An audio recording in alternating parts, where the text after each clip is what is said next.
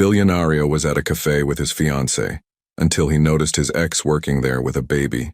Welcome to Secrets Narrated. Before we begin, drop a comment telling us which city you're watching from. We love seeing how far our stories travel. When the story ends, don't forget to rate it from 0 to 10 and share what you felt along the way. And if you enjoy emotional stories filled with twists and hidden truths, make sure to follow Secrets Narrated so you don't miss the next one.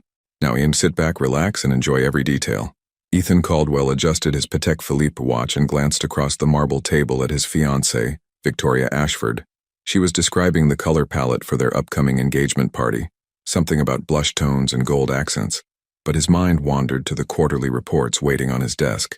At 38, Ethan had built an empire in financial technology that most people only dreamed of.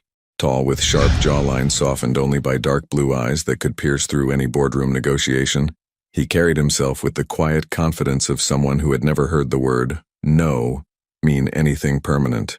His tailored charcoal suit fit perfectly across broad shoulders, and his dark hair, peppered with just enough silver at the temples, gave him an air of distinguished authority. "Ethan, are you even listening?" Victoria's perfectly manicured hand waved in front of his face. "Of course," he lied smoothly. "Blush and gold. Very elegant." Victoria smiled, satisfied, and returned to scrolling through Pinterest on her phone. She was beautiful in that untouchable way. Blonde, polished, the daughter of old money who understood his world without needing explanations. No complications, no demands, just safe. The cafe she'd chosen was new, one of those trendy spots in downtown that charged $8 for coffee, and called it artisanal. Floor-to-ceiling windows let in harsh morning light, and industrial fixtures hung from exposed beams. Everything was Instagram-ready, including Victoria. Ethan took a sip of his espresso and let his gaze drift across the cafe. That's when he saw her. His hand froze halfway to setting down the cup. Behind the counter, wearing a simple white apron over a cream-colored sweater, stood Lena Whitmore. Her honey-brown hair was pulled back in a loose bun, a few rebellious strands framing her face. She looked thinner than he remembered, but those hazel eyes flecked with gold and green were unmistakable.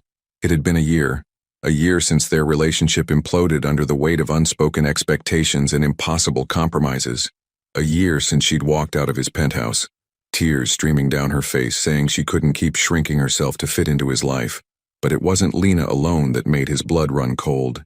In her arms, balanced on one hip as she wiped down the espresso machine with her free hand, was a baby. 6 months old, maybe 7. The infant had a thatch of dark hair and was gnawing contentedly on a teething ring while Lena worked. Ethan's throat closed. "Babe, should we do the party at the plaza or the—" Victoria's voice became white noise. Lena moved with practiced efficiency, taking orders, making drinks, soothing the baby when it fussed, all while maintaining a warm smile for customers. She looked exhausted. Beautiful, but exhausted. There were shadows under her eyes that makeup couldn't quite hide, and her movements carried the mechanical grace of someone running on too little sleep and too much coffee. This was her cafe. It had to be. He recognized the determination in every detail. The chalkboard menu with handwritten specials, the mismatched vintage chairs, the local art on the walls. All things she used to talk about when they were together. When he'd dismissed her dreams as cute hobbies she'd outgrow, she hadn't outgrown anything. She'd built it without him. "Ethan," Victoria's sharp tone finally broke through. "You're being incredibly rude." "I'm sorry," he managed. I need some air. We just got here." "I know.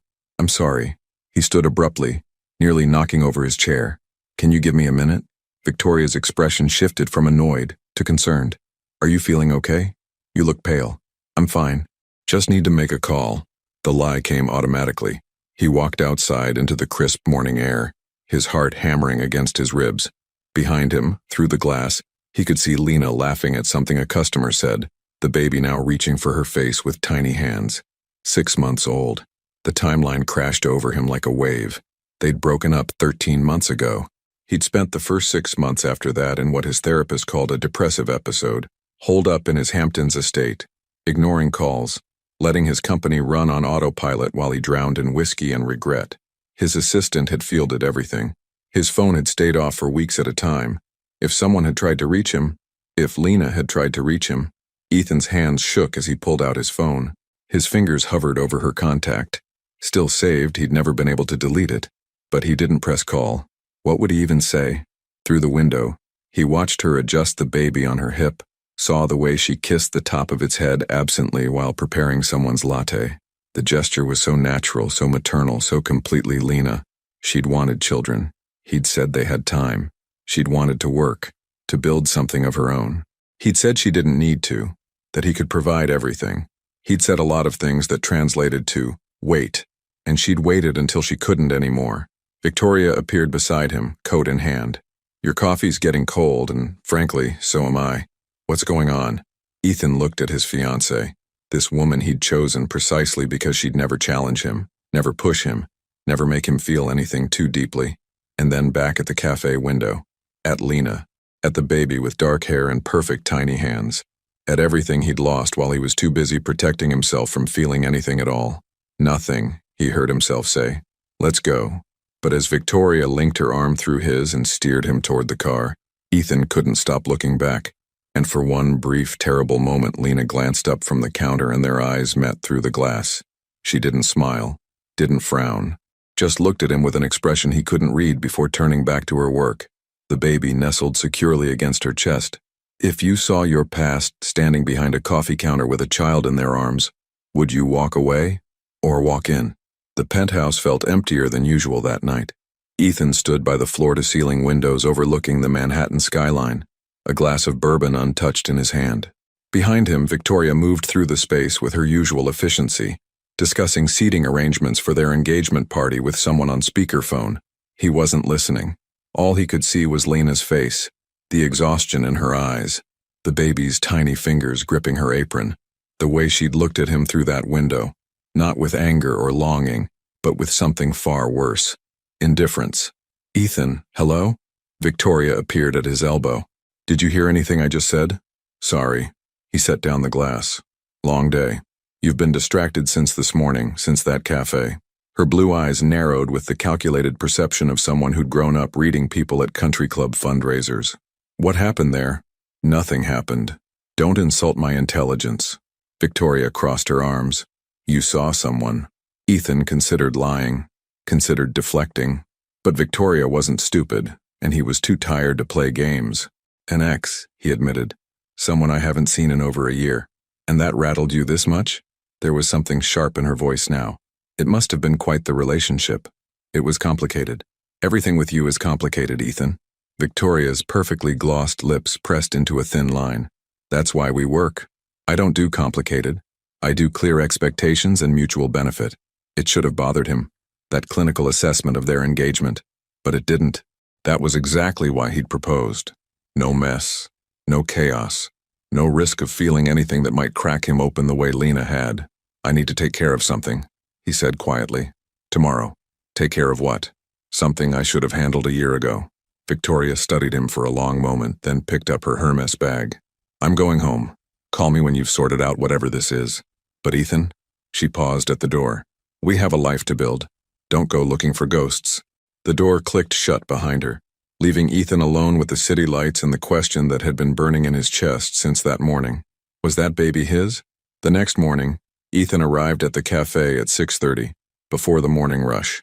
Through the window he could see Lena inside setting up for the day. The baby was in a portable crib behind the counter, still sleeping, bundled in a blue blanket. Blue. A boy. His hands trembled as he pushed open the door. A small bell chimed overhead. Lena looked up from arranging pastries in the display case. For a split second, something flickered across her face. Surprise, maybe, or dread, but it vanished behind a mask of professional courtesy. We're not officially open yet, but I can make you something if you need it. Her voice was steady, neutral, giving nothing away. Lena, that's not my name anymore. She didn't look at him, just continued arranging croissants with meticulous precision. Legally, I mean. I go by my middle name now, Harper Whitmore. The small revelation felt like a punch. She'd literally changed her identity, erased pieces of herself, pieces he'd known, to become someone new. Why? Fresh start. She straightened, finally meeting his eyes. What are you doing here, Ethan? God, she was beautiful. More beautiful than he remembered. Her honey brown hair was loose today, falling past her shoulders in soft waves. She wore jeans and an oversized cardigan that slipped off one shoulder, revealing the delicate line of her collarbone. No makeup except for a hint of mascara. She'd never needed it, but it was her eyes that destroyed him. Those hazel eyes that used to look at him like he hung the moon. Now they looked at him like he was just another customer. "I needed to see you," he said. "To talk." About? He glanced at the crib where the baby slept. About him. Lena's jaw tightened. "His name is Oliver." Oliver. Ethan repeated the name like a prayer. "How old is he?" 6 months. Almost 7. The math was simple, devastating. "Lena, Harper, I need to know. Is he mine?" "Yes." She cut him off, her voice sharp now. 100% mine. "That's not what I meant, isn't it?"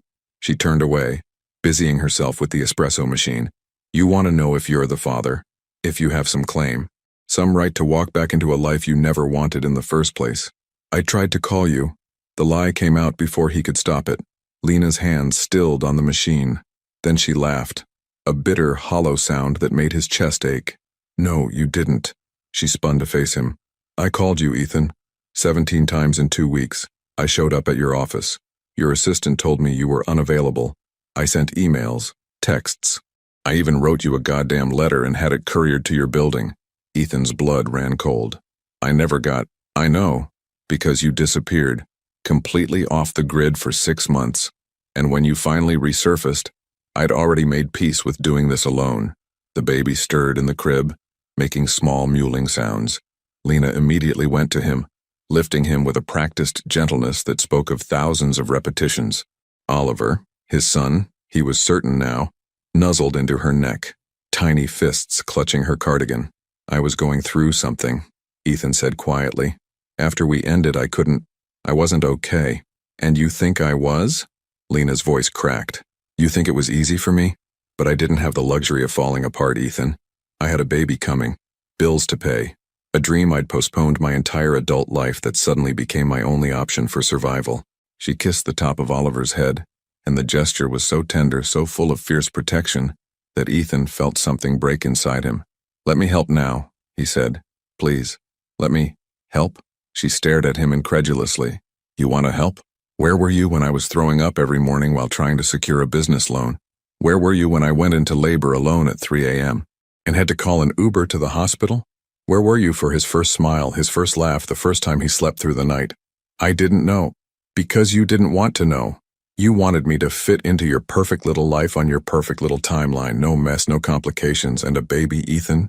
A baby is the ultimate complication." Oliver started to fuss, picking up on his mother's tension. Lena immediately softened, bouncing him gently and humming something low and soothing. The transformation was instant, from warrior to mother in a heartbeat. "I'm not that person anymore," Ethan said, his voice raw. "The person who said those things, who made you feel like your dreams didn't matter. I'm not him. Then who are you?" It was a simple question. It shouldn't have felt like standing on the edge of a cliff. "I don't know," he admitted. "But I want to find out. And I need to know my son." Lena studied him for a long moment, her expression unreadable. Oliver had calmed now, his dark blue eyes. Ethan's eyes, unmistakably, peering at this stranger with innocent curiosity. "You can't just walk in here and claim him because it's suddenly convenient," Lena said finally. "He's not a stock option you can exercise when the market's right." "I know. Do you? Because you have a track record of treating people like investments. Calculated risks. Things you can control. You were never—" "I was exactly that." She cut him off. "Something beautiful you wanted to keep in a glass case. And when I asked for more, when I asked to be a partner instead of a possession, you let me walk away." The truth of it hit him like a physical blow. The bell above the door chimed. A customer walked in, breaking the tension. Lena immediately shifted back into cafe owner mode, greeting them with a warm smile that didn't reach her eyes. "I need to work," she told Ethan quietly. "And you need to leave. When can I see him again?" "I don't know." "Harper, please." "I said I don't know." Her voice held a warning now. "I need time to think. This isn't just about what you want or what I want. It's about what's best for Oliver." Ethan nodded slowly, even though everything in him screamed to stay, to fight, to not let her disappear again. As he turned to leave, Oliver made a small sound, something between a coo and a laugh. Ethan looked back. The baby was staring right at him, one tiny hand reaching out as if to say hello, or goodbye. Ethan walked out into the morning cold. The image of his son's face burned into his memory. He'd spent a year running from pain. Now he had to run toward it, if she'd even let him. 3 days passed before Ethan heard from her. 3 days of staring at his phone, jumping at every notification, lying awake at night imagining Oliver's face. 3 days of Victoria asking pointed questions he couldn't answer and board meetings he attended in body only. The text came on Thursday evening, short and direct. Saturday, 2 p.m., Washington Square Park. Bring coffee. Black, no sugar. She remembered how he took his coffee. That small detail shouldn't have mattered, but it did. Saturday arrived cold and bright. Ethan got to the park 40 minutes early, 2 coffees in hand, watching parents push strollers and kids chase pigeons. Normal families doing normal things. A world he'd never imagined himself part of. When Lena appeared, pushing a navy blue stroller along the path, something in his chest seized. She wore a long camel coat over dark jeans, her hair pulled back in a ponytail, sunglasses hiding her eyes. Even dressed down, even exhausted, she moved with that quiet grace he'd never been able to forget. "You're early," she said, taking the coffee he offered. No hello, no smile. "Didn't want to miss you." "I wouldn't have left. I said I'd be here." She sat on a bench and began unbuckling Oliver from the stroller. The baby was awake, dressed in a tiny puffy jacket that made him look like a small, adorable marshmallow. Ethan sat carefully, keeping distance between them. "Thank you for this. I'm not doing it for you."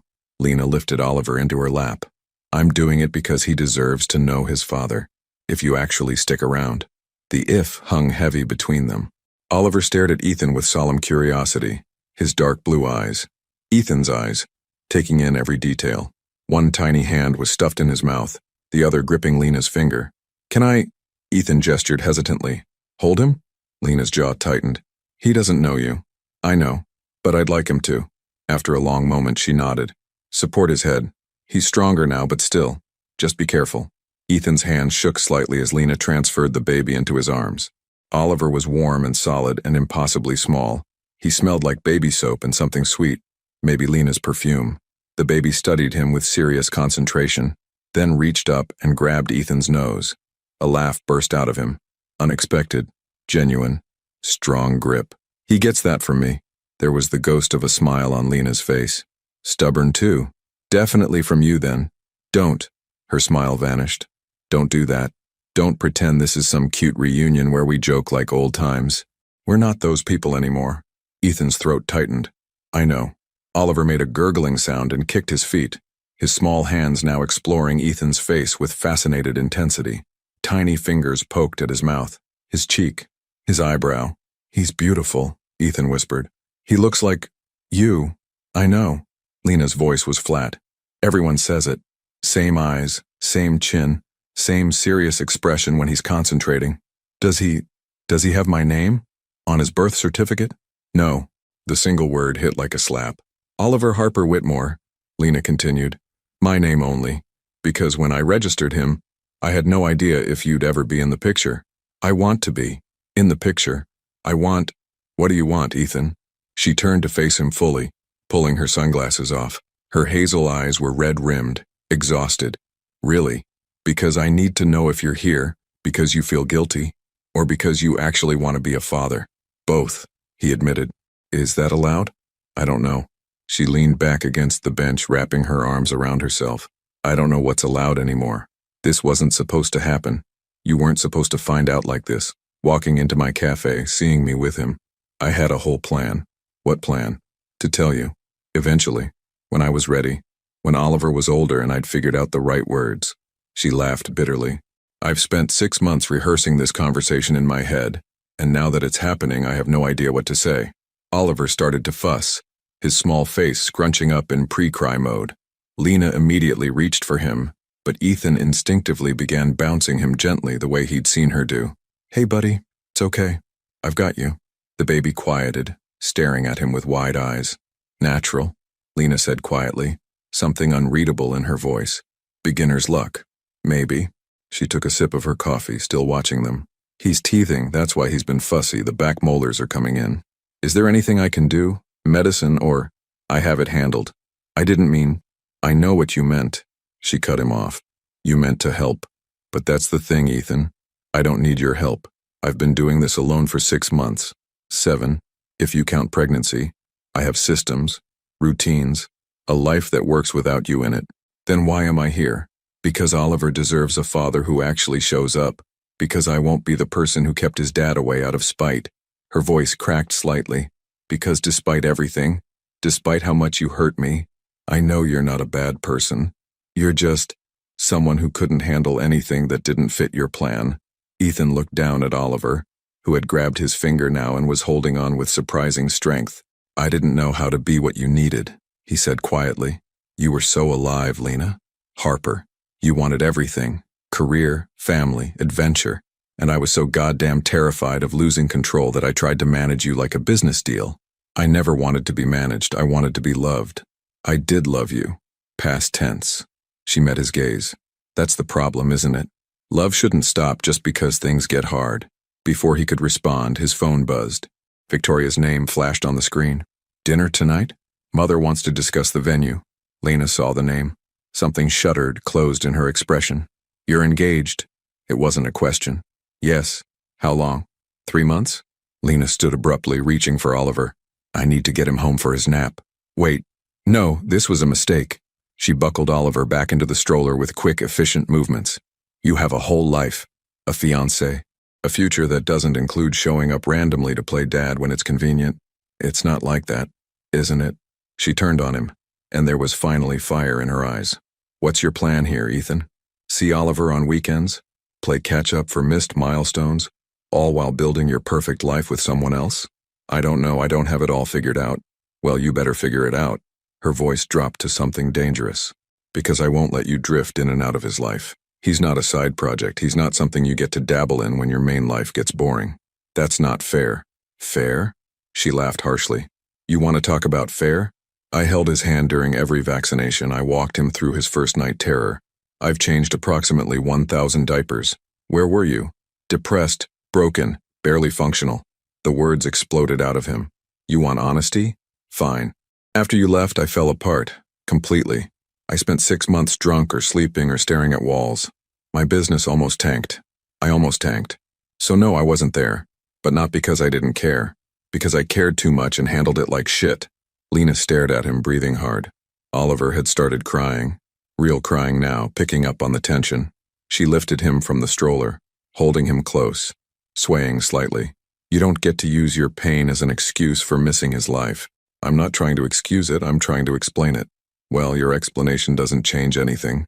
Oliver still needed a father. I still needed... She trailed off, shaking her head. It doesn't matter what I needed. That chapter's closed. She started walking away, pushing the stroller with one hand while holding Oliver with the other. When can I see him again?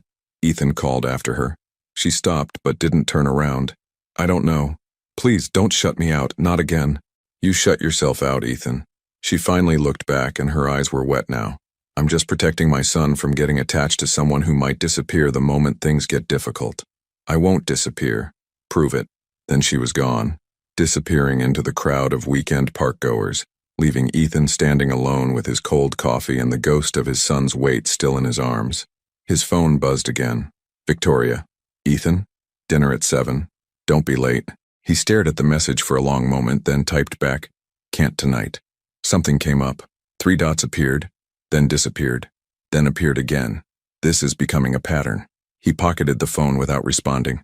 For the first time in his carefully constructed life, Ethan didn't have a plan, didn't have an answer, didn't have control. All he had was the memory of his son's hand gripping his finger, and the terrifying certainty that it might not be enough. Victoria was waiting in his penthouse when he got home that night. She sat on the white leather sofa, legs crossed, perfectly composed in a silk blouse and tailored slacks. A glass of wine rested on the coffee table beside her, and her expression was the careful neutral she used in hostile business negotiations. You gave your doorman permission to let me up, she said before he could ask. 3 weeks ago, remember? Ethan set his keys on the entry table. I remember. Good, because I was starting to think you'd forgotten a lot of things lately. Dinners, calls, the fact that we're supposed to be planning a wedding. Victoria? Who is she? The question was sharp, direct. The ex from the cafe. I want a name. Ethan moved to the bar cart and poured himself a scotch. He needed it. Her name is Harper. Harper. Victoria repeated it like she was cataloging information. And what does Harper want from you? It's not about what she wants. Then what is it about? Because you've been distracted, distant, and downright absent ever since you saw her. So either she's blackmailing you or there's something you're not telling me. Ethan took a long drink, feeling the burn. She has a son, 6 months old. Victoria's expression didn't change, but something flickered behind her eyes. And he's mine. The silence that followed was deafening.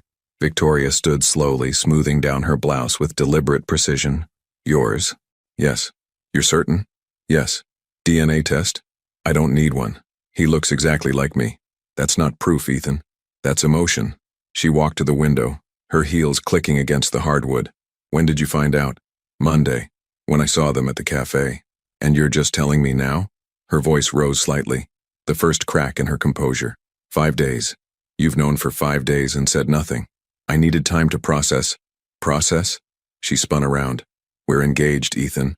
Engaged. You don't get to process major life developments alone anymore. You're right, I should have told you sooner. Damn right you should have. She grabbed her wine glass and downed the rest of it. Does this woman want money? Is she planning to sue for child support? She doesn't want anything, she's been raising him alone.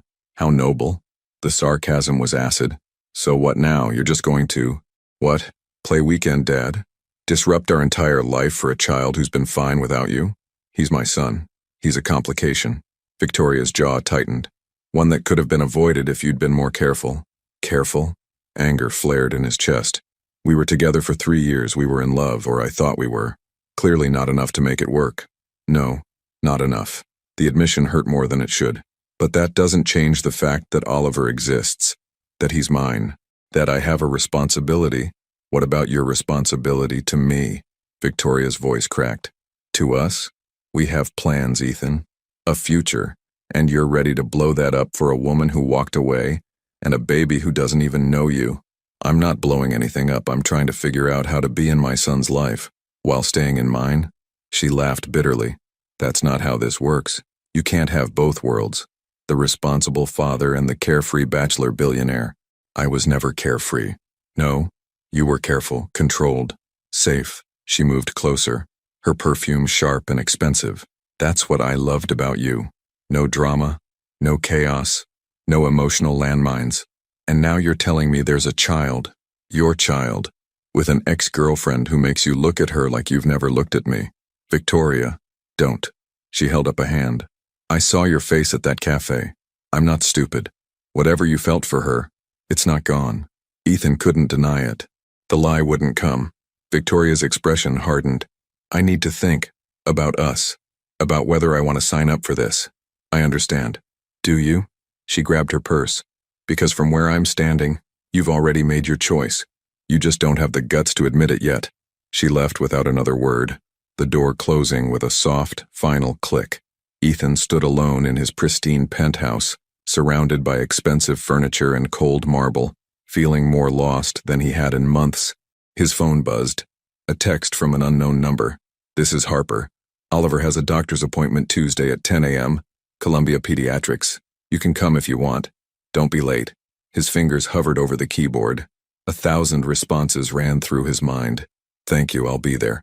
I'm sorry, I miss you. He typed back. I'll be there. 3 dots appeared, then disappeared, then appeared again. Okay, 1 word, but it felt like a doorway cracking open. Tuesday morning arrived with freezing rain. Ethan canceled his 9 a.m. meeting, something he never did, and arrived at the pediatrician's office 15 minutes early. The waiting room was cheerful chaos. Bright murals covered the walls, toys scattered across the floor, and 6 parents wrangled toddlers in various states of meltdown. Harper sat in the corner, Oliver on her lap, reading him a board book. She wore jeans and an oversized sweater, her hair in a messy bun, no makeup. She looked younger like this, softer. When she saw him, surprise flickered across her face. You came. You invited me. He sat beside her, keeping a respectful distance. I said I'd be here. People say a lot of things. Oliver looked up at the sound of Ethan's voice, his little face breaking into a gummy smile. He reached out, making grabby hands. "He remembers you," Harper said quietly, something like wonder in her voice. "Can I?" She nodded, transferring the baby into his arms. Oliver immediately grabbed Ethan's tie, pulling it toward his mouth. "He puts everything in his mouth lately," Harper warned. "Teething. It's okay. It's just a tie. It's a Hermes tie. It's just fabric." Something shifted in her expression, almost a smile. "You've changed." "Have I?" The Ethan I knew would have had a heart attack if someone drooled on his designer accessories. "Maybe I have different priorities now." Before she could respond, a nurse called out, "Oliver Whitmore?" They stood together, an awkward unit, and followed the nurse back. The exam room was small, decorated with cartoon animals and a chart showing developmental milestones. "Who do we have here?" The pediatrician, Dr. Kim, was a woman in her 50s with warm eyes and efficient movements. She glanced between them. "And you both are?" "I'm his mother," Harper said quickly. "And I'm—" Ethan hesitated. "His father," Harper finished quietly. "He's Oliver's father." Dr. Kim's eyebrows rose slightly, but she recovered smoothly. "Wonderful. Dad, if you could hold him on the exam table while I do the measurements." The appointment passed in a blur of measurements, reflexes, and developmental checks. Oliver performed beautifully, rolling over, grabbing toys, responding to sounds. Dr. Kim praised his progress, noted his weight and height on the growth chart, and declared him perfectly healthy. "He's thriving," she said, making notes. "You're doing an excellent job, Mom." "Thank you," Harper said, but Ethan heard the exhaustion beneath the words. "Any concerns? Questions?" Dr. Kim looked between them. "Sleep," Harper admitted. "He's still waking up twice a night. I keep reading that he should be sleeping through by now. Every baby is different. Some sleep through at 3 months, some at 12. You're doing fine." Dr. Kim smiled. "Is Dad helping with night wakings?" An awkward silence fell. "He's new to this," Harper said carefully. "We're figuring out the arrangement." Dr. Kim's eyes softened with understanding. "Well, my advice? Share the load when you can. Babies need consistency, but parents need sleep. Teamwork makes a difference." After the appointment, they stood in the parking lot, rain drumming on the overhang above them. Oliver had fallen asleep against Ethan's shoulder, his small body relaxed and trusting. "He likes you," Harper said, adjusting the baby's jacket. "That's unexpected." "Why?" "Babies usually take time to warm up to new people, but she gestured helplessly. "He knew you, somehow. Maybe he inherited my excellent taste." The attempt at humor fell flat. Harper reached for Oliver. "I should get him home. Nap time." "Harper, wait." Ethan's free hand caught her wrist gently. "Let me help. Really help. Not just show up for appointments. I want to be there for the 3 a.m. wakings and the teething pain and all of it. You have a company to run. A fiancé to placate. Victoria and I—" He released her wrist. "She needs time to think about things. About us. Because of Oliver? Because of everything." Harper studied him for a long moment, rain creating a curtain around them. "You can't just decide to be a father when your other life falls apart, Ethan. This isn't a backup plan. It's not. I swear it's not." "Then what is it?" "It's me trying to be better than I was, trying to show up the way I should have from the beginning." He looked down at Oliver's sleeping face. "I can't fix the past, but maybe I can be present for the future." "Present how? An hour here? A visit there? However you'll let me." His voice was raw now. "I know I have no right to ask for anything. I know I've already missed so much. But please, give me a chance to prove I'm not just talk." Harper's eyes were wet, but she blinked back the tears. "One chance, Ethan, that's all you get. You disappear again, you miss appointments, you treat him like an obligation, we're done." "I understand." "Do you? Because this isn't about your guilt or your redemption arc. This is about a baby who deserves stability, who deserves a father who actually wants to be there, not one who feels obligated. I want to be there."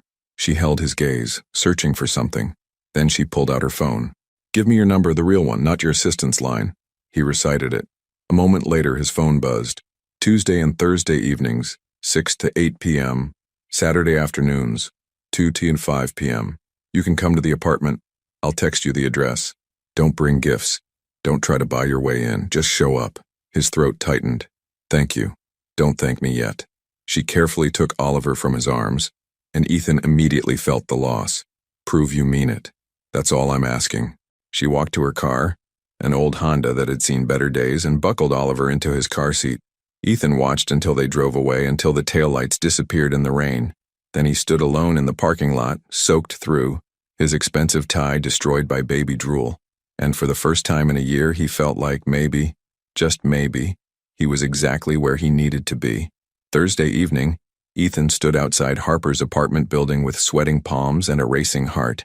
He'd negotiated million-dollar deals without breaking a sweat, but the prospect of 2 hours with his 6-month-old son terrified him.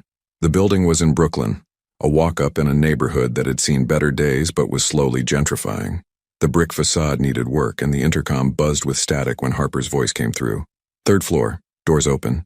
The stairwell smelled like cooking, garlic, spices, something sweet. From behind various doors came the sounds of life. A baby crying, a couple arguing in Spanish, a TV playing too loud. Harper's apartment was 3C.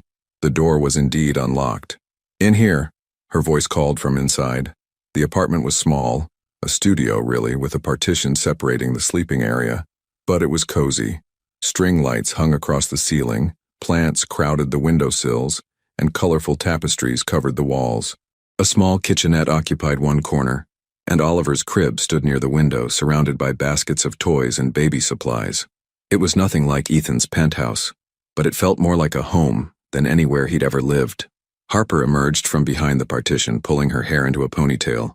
She wore leggings and an old college sweatshirt, bare feet padding across the worn hardwood. "He just woke up from his nap," she said, gesturing toward the crib where Oliver was making happy, babbling sounds. "He'll need a diaper change, then you can feed him. Bottles are in the fridge. Just warm one in the bowl of hot water, test it on your wrist. Not too hot." "Okay." Ethan approached the crib slowly. Oliver looked up at him and grinned, kicking his feet excitedly. "You remember me, little man?" He has a good memory. Harper was pulling on sneakers now, grabbing a jacket. "I'm going to the grocery store. Should take about an hour. There's diapers under the changing table, wipes, cream if he gets a rash. Don't let him roll off anything. Call me if..." "Harper." Ethan turned to look at her. "I've got this. Go." She hesitated, her hand on the doorknob. "You've never changed a diaper. Then I'll learn. That's the point, right?" Something flickered across her face. Doubt, maybe, or hope. Okay. I'll be back soon." The door closed behind her, and suddenly Ethan was alone with his son. Oliver stared up at him expectantly, as if to say, "Well, what now?" "Right." Ethan rolled up his sleeves. "Diaper change. How hard can it be?" 20 minutes later, he had his answer. Very hard. Oliver thought the whole process was hilarious. Every time Ethan tried to fasten the diaper, tiny feet kicked it away. When he finally got it secured, he realized it was on backwards. The second attempt resulted in Oliver peeing mid-change, soaking the changing pad in Ethan's shirt. "Really?" Ethan stared at his son, who gurgled happily. "That's how we're playing this?" By the third attempt, he'd figured out the trick. Distract with a toy, move fast, secure it before the baby could protest. The diaper wasn't perfect, but it was on and functional. "Victory," he muttered, lifting Oliver into his arms. Small victories. He prepared the bottle exactly as Harper instructed, testing the temperature multiple times. Oliver latched on immediately, his small hands gripping Ethan's fingers as he drank. And suddenly, everything else fell away. The penthouse, the company, Victoria, the mess of his life. None of it mattered as much as this tiny human trusting him enough to fall asleep in his arms. Ethan sat in the rocking chair near the window, careful not to disturb him. Through the glass, Brooklyn stretched out in a patchwork of lights and lives. Somewhere out there, Harper was shopping for groceries, probably worrying about whether he was managing. He was managing. Barely, but he was. His phone buzzed. A text from Victoria. "We need to talk." "Tomorrow?" He ignored it and pulled up his photo app instead, taking a picture of Oliver's sleeping face. The baby's mouth was slightly open, one fist curled against his cheek, impossibly peaceful. The door opened an hour later. Harper came in laden with grocery bags, stopping short when she saw them in the rocking chair. "He's asleep," Ethan whispered. "I can see that." She set down the bags carefully. "How did it go?" "We had an incident with the diaper, and I'm pretty sure I'm wearing more formula than he drank, but we survived." A real smile broke across her face, the first genuine one he'd seen from her since the café. "That's parenthood. You learn by disaster." "Apparently." He stood slowly, transferring Oliver to her arms. "He's amazing, Harper. You've done an incredible job." "Thank you." She settled the baby into his crib, covering him with a soft blanket. When she turned back, something had shifted in her expression. You want coffee? If you're offering. She moved to the kitchenette, pulling out a French press. I only have the cheap stuff. Not like whatever artisanal blend you're used to. I'll survive. They sat at her small table, two mismatched mugs between them. Outside, sirens wailed in the distance, and someone upstairs was playing piano, badly, but with enthusiasm. This is nice, Ethan said. Your place. It's tiny. It's a home. That's more than I can say for my apartment. Harper wrapped her hands around her mug. Why did you propose to Victoria? The question caught him off guard. That's direct. I'm tired of dancing around things. You loved me once, or said you did.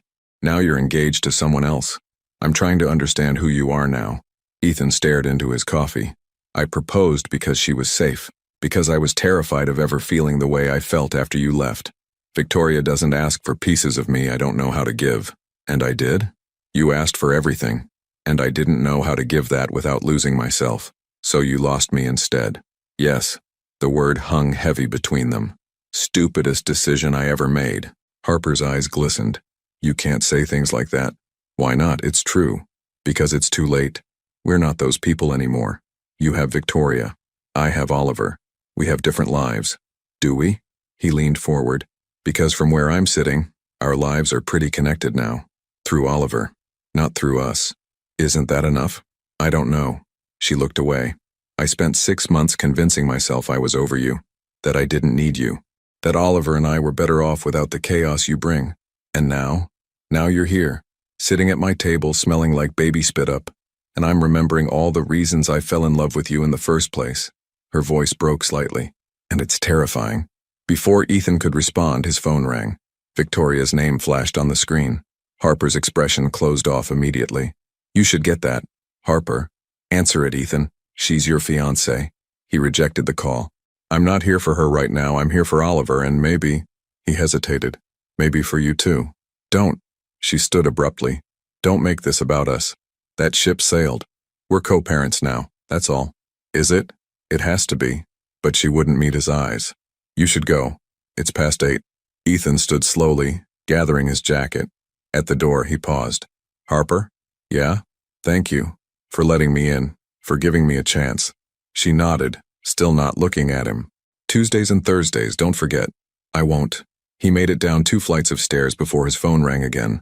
This time he answered. Victoria. Where are you? Her voice was tight. I've been trying to reach you all evening. I was busy. With what? With my son. Silence. Then, I see. I don't think you do. No, I do. Perfectly clear. She took a sharp breath. I'm calling off the engagement. His heart should have broken. Should have felt something. But all he felt was relief. Victoria, don't. This isn't a negotiation. You made your choice the moment you walked into that cafe and saw her. I'm just acknowledging reality. I'm sorry. No, you're not. Not really. Her voice softened slightly. I hope she's worth it, Ethan. I hope that baby and that woman and whatever fairy tale you're building in your head is worth throwing away what we had. What did we have, Victoria? Really? Another long silence. Not enough, apparently. Goodbye, Ethan. The line went dead. Ethan stood in the stairwell, phone still pressed to his ear, and waited for the guilt to come. The regret, the panic of throwing away a perfectly suitable future. But all he felt was the phantom weight of Oliver in his arms, and the ghost of Harper's smile when she'd looked at him across the table. He climbed back up 1 flight of stairs, stood outside her door, raised his hand to knock, and stopped. Not yet. Too soon. Too much. Instead, he descended back into the cold night, got into his car and drove toward a penthouse that had never felt emptier. His phone buzzed. A text from Harper. You forgot your tie. Oliver is using it as a chew toy.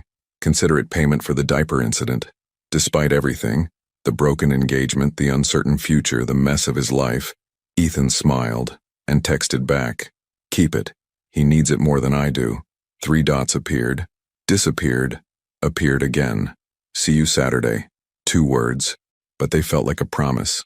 Or maybe just hope. He'd take either. 3 weeks passed in a rhythm that felt almost normal. Tuesday and Thursday evenings, Ethan showed up at Harper's door. Saturday afternoons, he'd arrive with coffee, hers black with no sugar, his with cream. and they'd spend hours in her small apartment while Oliver crawled between them, discovering the world one toy at a time. Ethan learned the secret language of fatherhood, the different cries that meant hungry versus tired versus just wanting attention, how to warm a bottle to the exact right temperature, the precise bounce and sway combination that would soothe Oliver to sleep. Which stuffed animal was the favorite this week? He also learned about Harper in ways he'd never taken time to know before. She sang to Oliver, old folk songs her grandmother had taught her. She had a habit of tucking her hair behind her left ear when she was nervous. She took her coffee black because she'd worked in cafes since college and had learned to appreciate the pure taste. She read constantly, novels stacked on every available surface, romance and mystery and literary fiction all mixed together, and she was exhausted, bone-deep, soul-weary exhausted in a way that no amount of sleep could fix. It was Saturday afternoon when everything shifted. Ethan let himself in. Harper had given him a key 2 weeks ago, a gesture of trust that had meant more than she probably knew, and found Oliver in his playpen, but no Harper in sight. Harper. A muffled sound came from behind the partition. He walked over and froze. She was curled on her bed, still in yesterday's clothes, mascara smudged under her eyes. The cafe apron lay crumpled on the floor beside her, and she was crying, silent, exhausted tears that spoke of someone who'd been holding it together too long. Hey, he sat on the edge of the bed carefully. What happened? Nothing. Everything. I don't know. Her voice was raw. My morning barista called in sick. Again. 3rd time this month. I had to open alone, handle the rush, close early because I couldn't leave Oliver in the back room all day. I'm losing customers, Ethan. People who depend on their morning coffee, and I'm letting them down because I can't be in 2 places at once. You're doing everything alone. Because I have to. Because this is what I chose when I decided to keep him. To build something of my own. To not depend on anyone. She sat up, wiping her face angrily. And I love him. God, I love him so much it terrifies me. But I'm so tired. I'm tired of choosing between my son and my business, between sleep and bills, between being a good mother and being a functioning human being. Ethan pulled her into his arms before he could think better of it. She stiffened, then melted against him, her tears soaking his shirt. Let me help, he said quietly. Really help. I can't ask you to... You're not asking. I'm offering. What do you need? She pulled back, looking at him with red-rimmed eyes. I need to sleep. For more than 3 hours at a time. I need reliable staff. She laughed bitterly. I need a miracle. How about a partner instead? What? Let me invest in the cafe. Not as charity, as a business partner. You keep creative control, keep ownership. I just provide capital for hiring staff, maybe expanding the space, giving you room to breathe. Ethan, no, I can't. Why not? You're drowning, Harper. And I can help. Why is that so hard to accept? Because I've spent 6 months proving I don't need you. The words burst out of her. Proving I can do this alone. That I'm not some damsel waiting for rescue. If I take your money now, what does that say? That I failed? It says you're human. That parenting and entrepreneurship are both full-time jobs, and trying to do both alone is impossible. He caught her face gently. It says you're smart enough to accept help when it's offered. That's not weakness. That's survival. She stared at him, breathing hard. I don't want your pity. It's not pity. It's me trying to be the partner I should have been from the start. His thumb brushed away a tear on her cheek. Let me do this. Please. Why? So you can feel less guilty? Maybe partly, but also because I believe in you, in what you're building, and because Oliver deserves a mother who isn't running herself into the ground. Harper's lower lip trembled. I hate that you're right. Is that a yes? It's a maybe. I need to see actual numbers. A real proposal. This is my business, Ethan. My dream. I won't let you swoop in and I wouldn't want that. He smiled. You're the boss. I'm just the money. A small, watery laugh escaped her. Never thought I'd hear Ethan Caldwell call himself just the money. Fatherhood is humbling. They sat in comfortable silence for a moment. From the other room, Oliver made happy, gurgling sounds, talking to his toys. I should check on him, Harper said, but didn't move. Or we could sit here for 5 more minutes. He's fine. 5 minutes. She leaned her head on his shoulder and Ethan's heart stuttered. Thank you for showing up, for staying, for not being who I thought you were. Who did you think I was? Someone who'd get bored and leave when things got hard. To be fair, that's who I was a year ago. He pressed a kiss to the top of her head without thinking. But people change. She looked up at him, and suddenly they were too close. Her hazel eyes were still wet. Her lips parted slightly, and Ethan could count every gold fleck in her irises. Ethan, her voice was a warning. I know, too soon, too complicated, way too complicated, but neither of them moved. I should go, he said. You just got here. I know, but if I stay, I'm going to kiss you, and that's probably a terrible idea. Probably. Her gaze dropped to his mouth. Definitely. Harper. She closed the distance, pressing her lips to his. It was soft, tentative, tasting of tears and coffee and something achingly familiar. Ethan's hand came up to cup her face, deepening the kiss, and she made a small sound that shot straight through him. When they broke apart, both breathing hard, Harper's eyes were wide. That was a mistake, she finished quickly, standing up. That was a mistake. You just broke up with Victoria 3 weeks ago.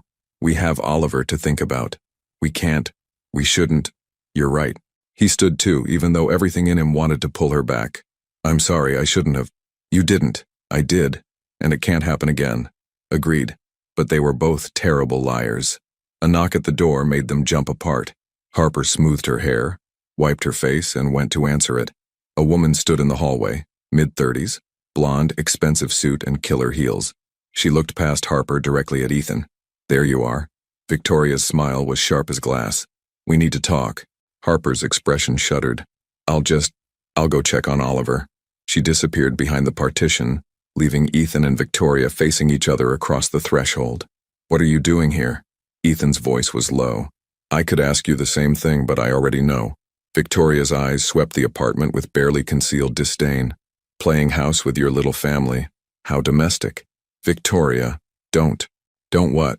Don't point out that you threw away 2 years for this? She gestured around. A cramped studio in Brooklyn with a woman who can barely keep her cafe afloat? Get out. No, not until you hear what I came to say. She stepped closer, lowering her voice. I made a mistake, calling off the engagement. I was angry and hurt, and I reacted poorly. Victoria, let me finish. I've had 3 weeks to think. 3 weeks to realize that what we have, is worth fighting for. So I'm here to fight. Her hand touched his chest. Come home, Ethan. Come back to your real life. You can still be a father. On weekends, holidays, whatever. But don't throw away everything for a fantasy. This isn't a fantasy. This is my son. And she's not your wife. She's not even your girlfriend anymore. She's just someone you used to know who happens to have your child. Victoria's voice hardened. Don't confuse obligation with love. From behind the partition, they could hear Harper singing softly to Oliver. The sound was achingly sweet. I'm not confused, Ethan said quietly. For the first time in a long time, I'm actually clear. Clear that you want to play daddy in a Brooklyn walk-up? Clear that you want to invest your fortune into a failing cafe?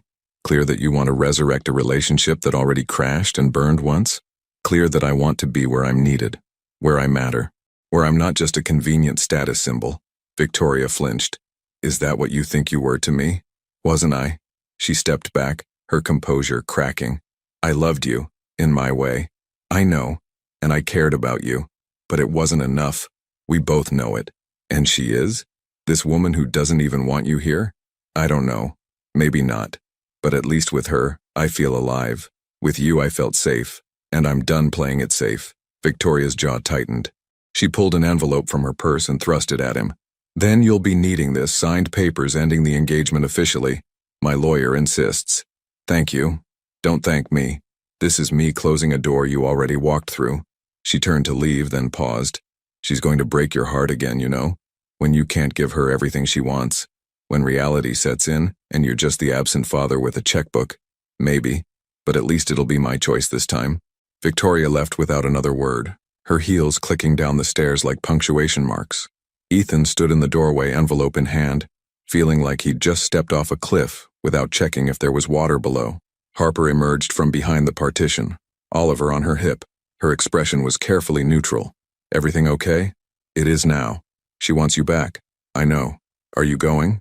Ethan crossed the room, stopping in front of her. Do you want me to? It doesn't matter what I want. It's the only thing that matters. Harper's eyes filled with tears again. Don't do this. Don't make me the reason you blow up your life. You're not the reason. You're just the person I want to be better for. You and Oliver both. Ethan. Oliver reached for him. tiny hands grabbing his shirt. The gesture was so simple, so trusting, that Ethan felt something crack open in his chest. See? Harper's voice broke. He already knows you. Already trusts you. If you leave now, if you change your mind, I won't. You can't promise that. Watch me. He took Oliver from her arms, holding his son close, breathing in that sweet baby smell, and over his head, he met Harper's eyes. I'm not going anywhere, he said. Not unless you tell me to. She looked at him for a long, aching moment. Then she nodded once, quick and decisive. Okay, but Ethan, if you break his heart, if you break our hearts, there's no coming back from that. I know. Okay. They stood there, the three of them, in that tiny apartment that somehow felt bigger than his entire penthouse. And for the first time since that morning at the cafe, Ethan felt like he might actually be home. 2 months later, the cafe was thriving. Harper, Ethan still sometimes slipped and called her Lena in his head, had hired 2 full-time baristas and a part-time manager. The expanded space now included a small seating area in the back and a kid's corner, with books and toys where Oliver could play while his mother worked. Ethan showed up every day now, not just the scheduled times, sometimes to help with the morning rush, sometimes just to hold Oliver while Harper handled inventory. They'd fallen into an easy rhythm that felt natural but undefined. They hadn't kissed again since that day with Victoria, but the tension was always there, humming beneath every conversation, every accidental touch, every moment their eyes met across the cafe. It was Wednesday afternoon when Harper's phone rang. She was behind the counter, Oliver strapped to her chest in a baby carrier when her face went pale. Mom, her voice was thin. Slow down. What happened? Ethan looked up from where he was wiping down tables. Harper's hand trembled as she gripped the phone. Is he okay? Which hospital? A pause. I'm coming, I'll be there tonight, I just need to… Her voice cracked. I love you too. Tell Dad I'm coming. She hung up, staring at nothing. Harper? Ethan crossed to her. What's wrong? My dad. Heart attack. He's in surgery now. She fumbled with the carrier straps, her hands shaking too badly to manage them. I need to go. I need to book a flight to Seattle. I need to… Hey, breathe. Ethan's hands covered hers, steadying them. I've got you. Where do you need to be? Seattle. Swedish Medical Center. My mom sounds… God, Ethan, she sounded terrified. Okay. I'll arrange a flight. Private jet, we can leave in 2 hours. We? She looked at him, confused. You think I'm letting you fly across the country alone with a 7-month-old while your dad's in surgery? Not happening. Ethan, you can't just… You have your company, your meetings, none of which matter more than this. He was already pulling out his phone. Pack a bag for you and Oliver. I'll handle everything else. I can't ask you to… You're not asking, I'm telling you. His voice softened. Let me help, Harper. Please. She nodded, tears spilling over. Thank you. 4 hours later, they were in the air. Ethan had arranged everything, the jet, a car service waiting in Seattle, even a suite at a hotel near the hospital. Harper sat across from him, Oliver asleep in her arms, staring out the window at clouds painted gold by sunset. I haven't seen him in 8 months, she said quietly. Not since I told them I was pregnant. Ethan's chest tightened. They didn't take it well? My dad didn't. He's traditional, old-fashioned. When I told him I was having a baby alone, that the father wasn't in the picture, he said I was making a mistake. She kissed Oliver's head, said I should have waited, should have done things the right way. What's the right way? Marriage, stability, a father who actually wanted to be there. She laughed bitterly. Everything I didn't have. Did you tell them about me? I told them the father was unavailable, that we'd broken up before I knew I was pregnant. I didn't give them your name, didn't see the point. And now? Now they're going to meet you and have questions I don't know how to answer. She finally looked at him. What are we, Ethan? Really? Co-parents? Friends? Something else? I don't know. What do you want us to be? I don't know either. And that terrifies me. The plane hit turbulence, jolting them. Oliver stirred but didn't wake. Harper held him closer, and Ethan saw the exhaustion in every line of her face. Try to sleep, he said. I'll watch him. I can't sleep. Every time I close my eyes, I see my dad's face the last time we spoke. He was so disappointed in me. You have nothing to be ashamed of, don't I? Single mother, struggling business owner, living in a tiny apartment because I was too proud to ask for help. Maybe he was right. Maybe I made everything harder than it needed to be. Or maybe you did something incredibly brave. Ethan moved to sit beside her. You chose to keep Oliver when it would have been easier not to. You built a business from nothing while pregnant and alone. You've given him a home full of love even when you had every reason to fall apart. That's not something to be ashamed of. That's something to be proud of. Harper's eyes filled. Why do you always know the right thing to say now? Because I learned what happens when I say the wrong things.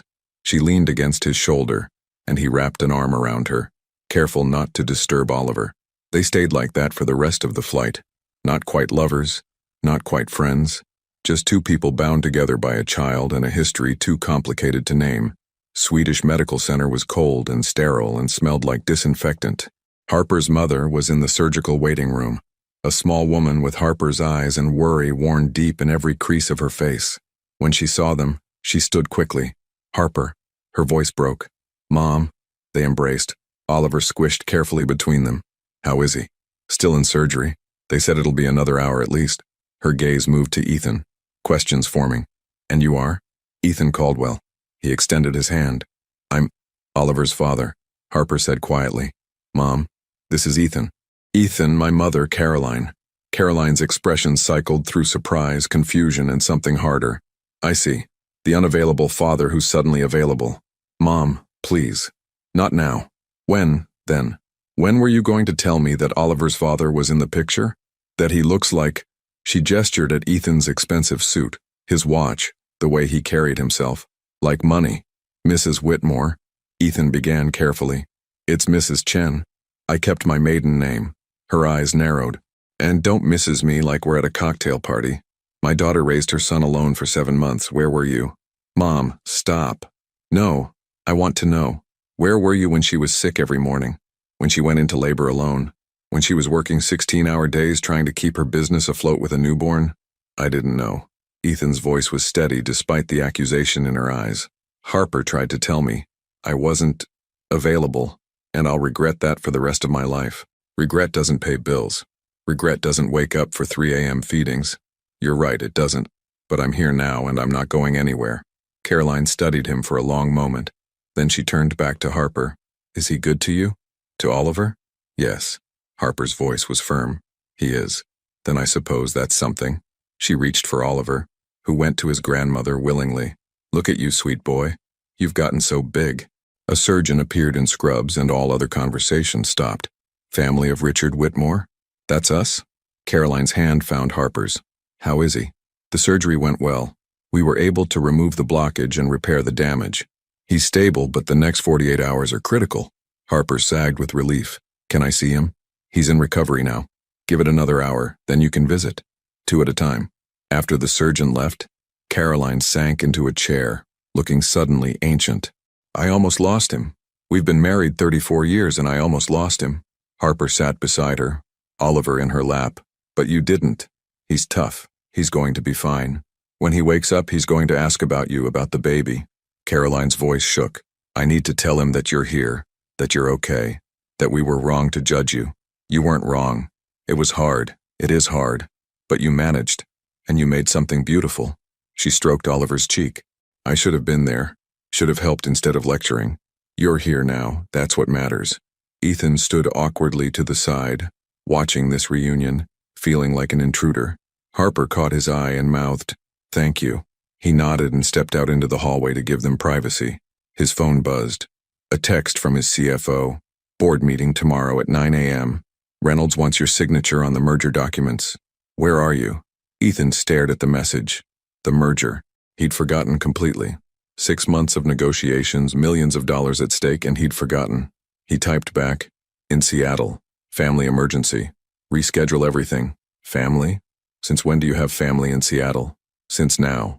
He put the phone away and looked through the window at Harper with her mother and son. A tiny unit of 3 that had somehow become his entire world. When had that happened? When had this chaotic, messy, complicated situation become more important than quarterly reports and board meetings? He knew the answer. The moment he'd seen her behind that cafe counter with Oliver in her arms. The moment he'd realized that success without them felt like failure. Harper appeared in the doorway.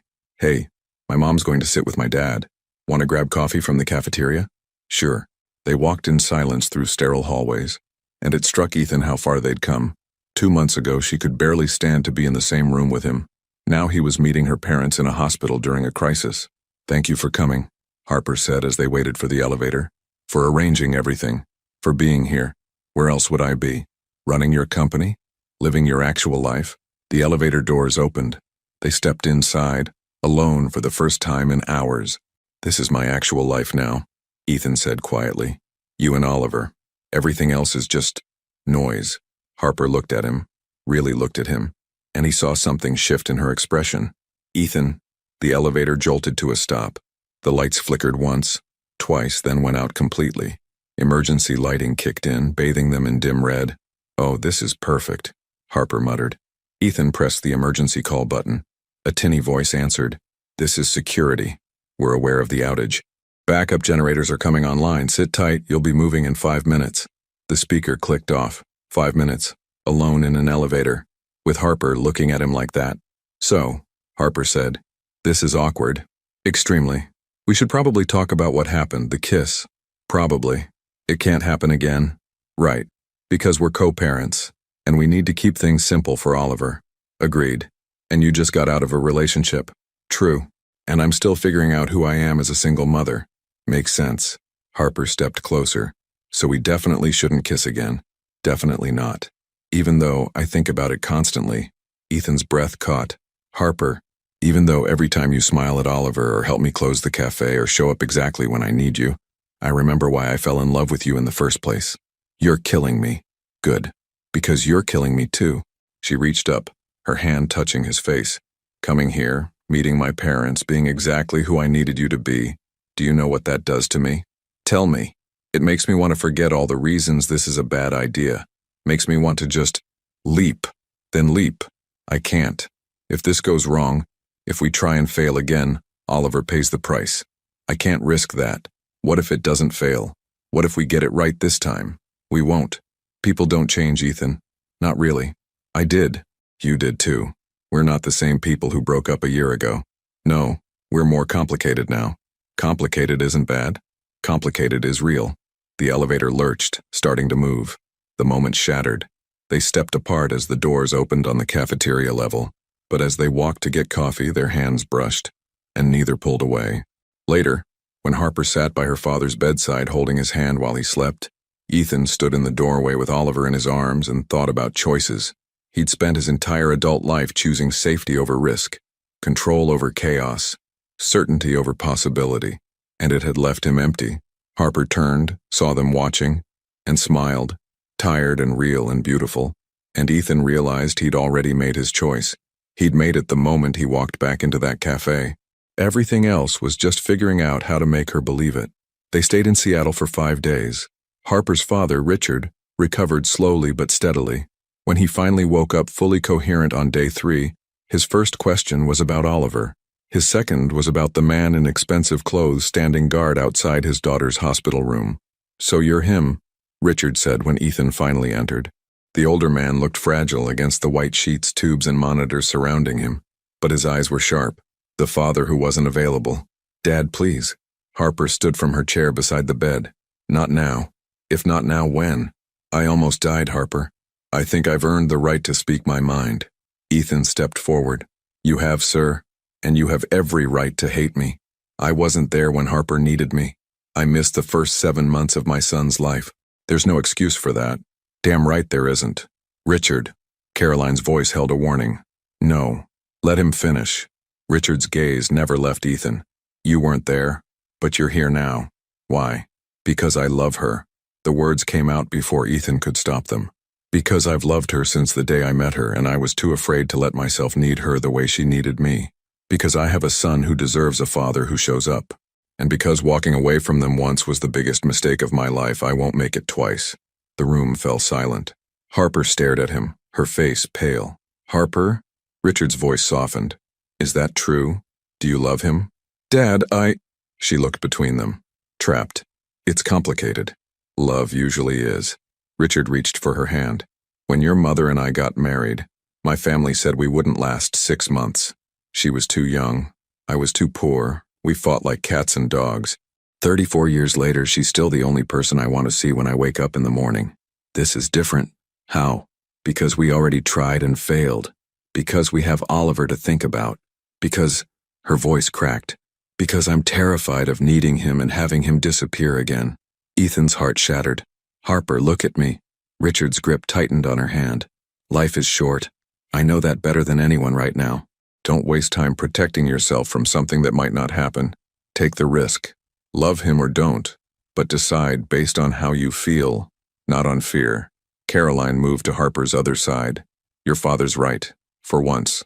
A small smile. We were wrong to judge you. Wrong to make you feel like you had to do everything alone. If Ethan's here, if he's trying, give him a chance. Give yourself a chance. Harper's eyes filled with tears. What if we hurt each other again? Then you hurt, Richard said simply. But at least you lived. At least you tried. That night, Ethan and Harper walked through Seattle's Pike Place Market as the sun set over the water. Oliver was with Caroline at the hotel, giving them a rare moment alone. Harper hadn't spoken since they left the hospital, just walked beside him, hands shoved in her jacket pockets, watching street performers and tourists with distant eyes. You didn't have to say that, she finally said. To my father, about loving me. I know. Was it true? Ethan stopped walking. Around them the market bustled with life, vendors calling out, musicians playing, the smell of fresh fish and flowers mixing in the salt air. But all he saw was her. Every word. Don't. She stepped back. Don't make this about grand declarations in hospital rooms. Don't make me the reason you're having some kind of life crisis. This isn't a crisis. It's clarity. It's been 2 months, Ethan. 2 months since you even knew Oliver existed. 2 months since we've been in the same room for more than a few hours. You can't possibly. I loved you before. He closed the distance between them. When we were together, I loved you so much it terrified me. And when you left, when I realized I'd pushed away the best thing in my life, I fell apart. 6 months of depression wasn't me being dramatic. It was me realizing I'd lost something irreplaceable. Then why didn't you fight for me? Why did you let me walk away? Because I thought I was protecting myself. Thought if I didn't need anyone too much, I couldn't be destroyed when they left. But guess what? You left anyway. And I was destroyed anyway. So what was the point? Harper's hands trembled as she wrapped her arms around herself. The point is that we're different people now. We want different things. Do we? Because from where I'm standing, we want the same thing. A life where Oliver is happy and safe, where you don't have to work yourself to death, where I get to be the father I should have been from the start. And us? What do you want from us? Everything. His voice was raw. I want mornings where I wake up next to you. I want to fight about whose turn it is to change diapers. I want to build something real together. Not perfect, not easy, but real. I want all the complicated, messy, terrifying parts of loving someone enough to let them see you completely. I can't. Her voice broke. I can't risk it. Not when Oliver's involved. Not when one wrong move could destroy the stability I've built for him. What stability? You're exhausted, Harper. Running on fumes. Trying to be both parents, both provider and caretaker. Let me help carry that. Help as a co-parent or help as what?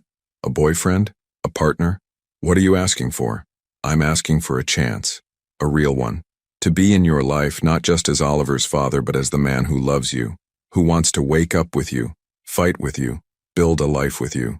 And when it falls apart again, when we realize we still want different things, then we figure it out.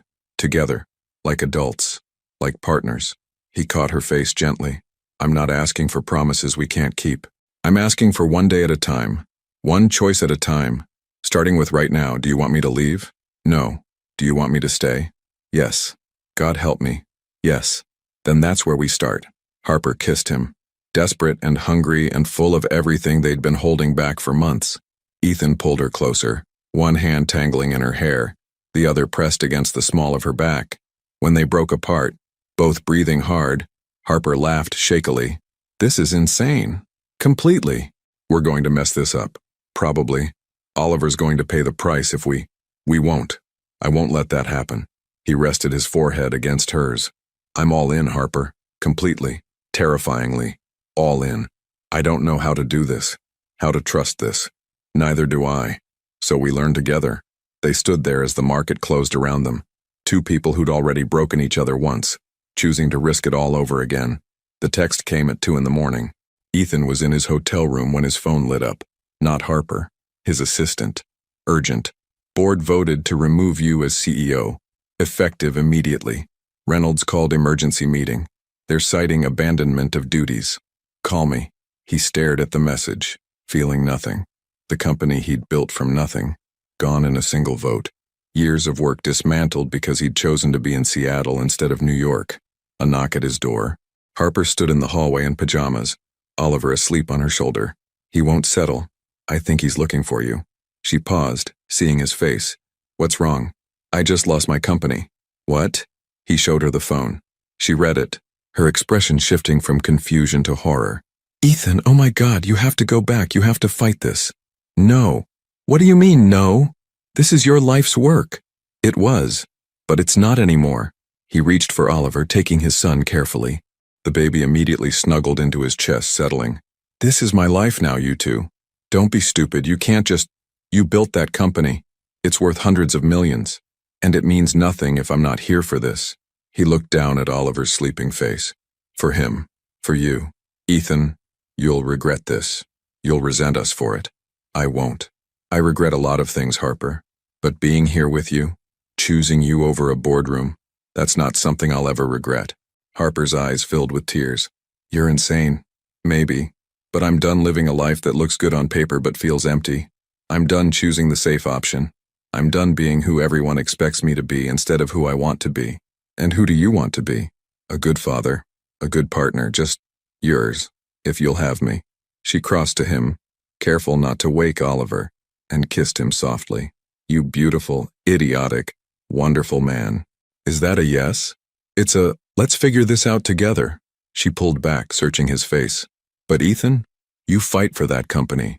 You don't let them take it without a battle. Not for us, not for anyone. You fight because it matters to you. It doesn't matter more than you. Then prove you can have both. Prove that choosing us doesn't mean losing yourself. Her voice was fierce now.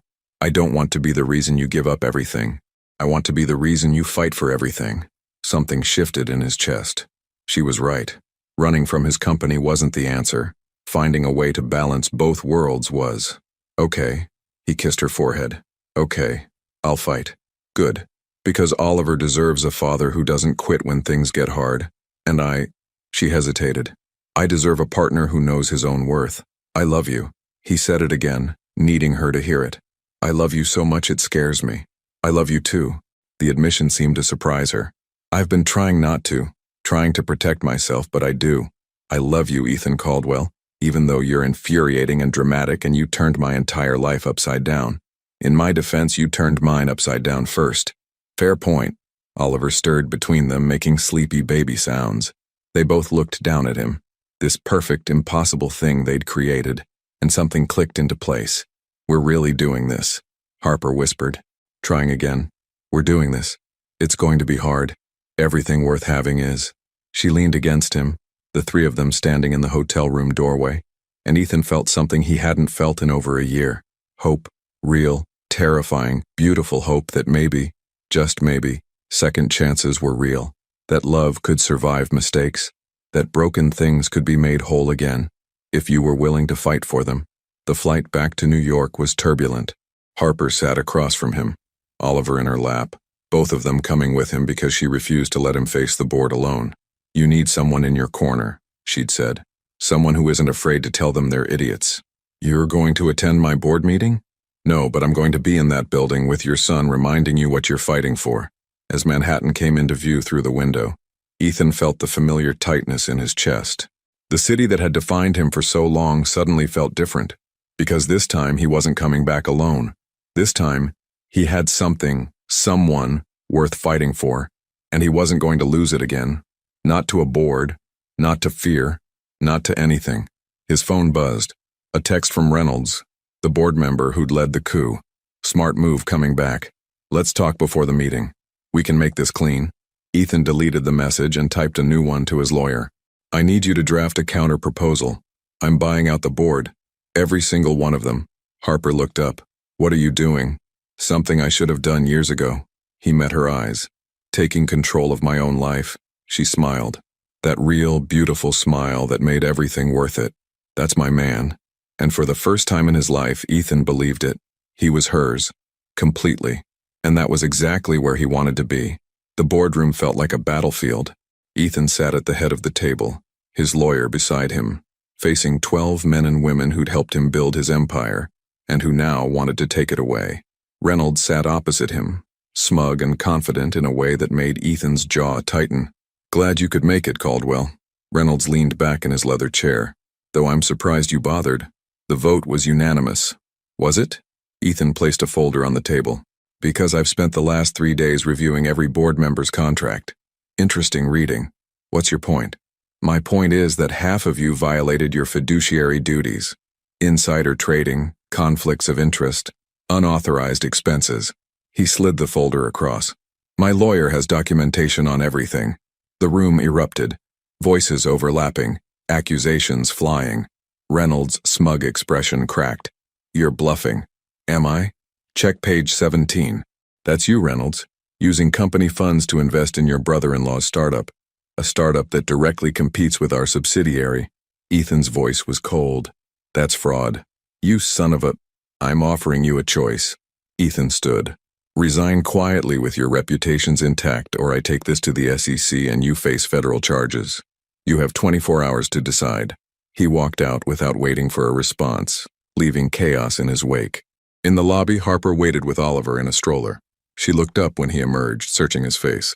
"Well, I think I just declared war on my entire board." "Good." She stood, reaching for his hand. "Sometimes war is necessary."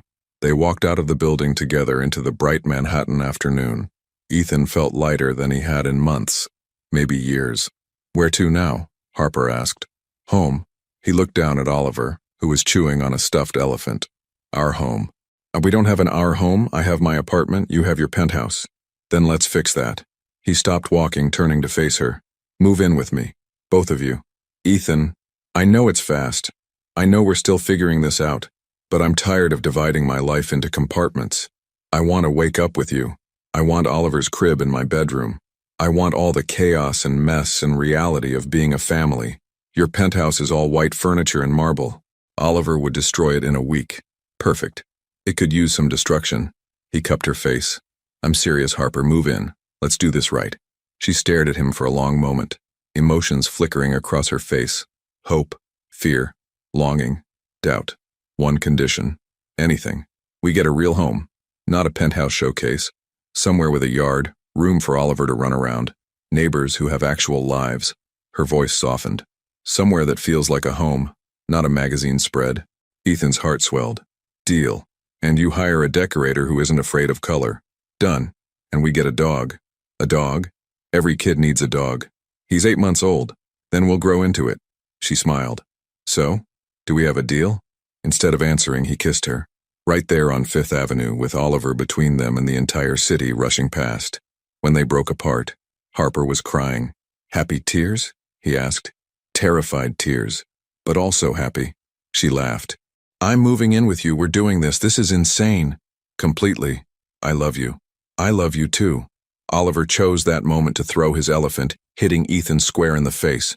They both laughed, and for a moment, everything was perfect. The perfection lasted exactly 3 hours. They were at Ethan's penthouse. Harper had agreed to stay there temporarily while they house hunted, when his phone rang. Unknown number. "Mr. Caldwell?"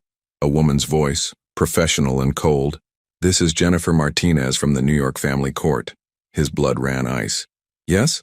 We received a petition this afternoon regarding custody of Oliver Harper Whitmore. You're listed as the father?" "I am." "What petition?"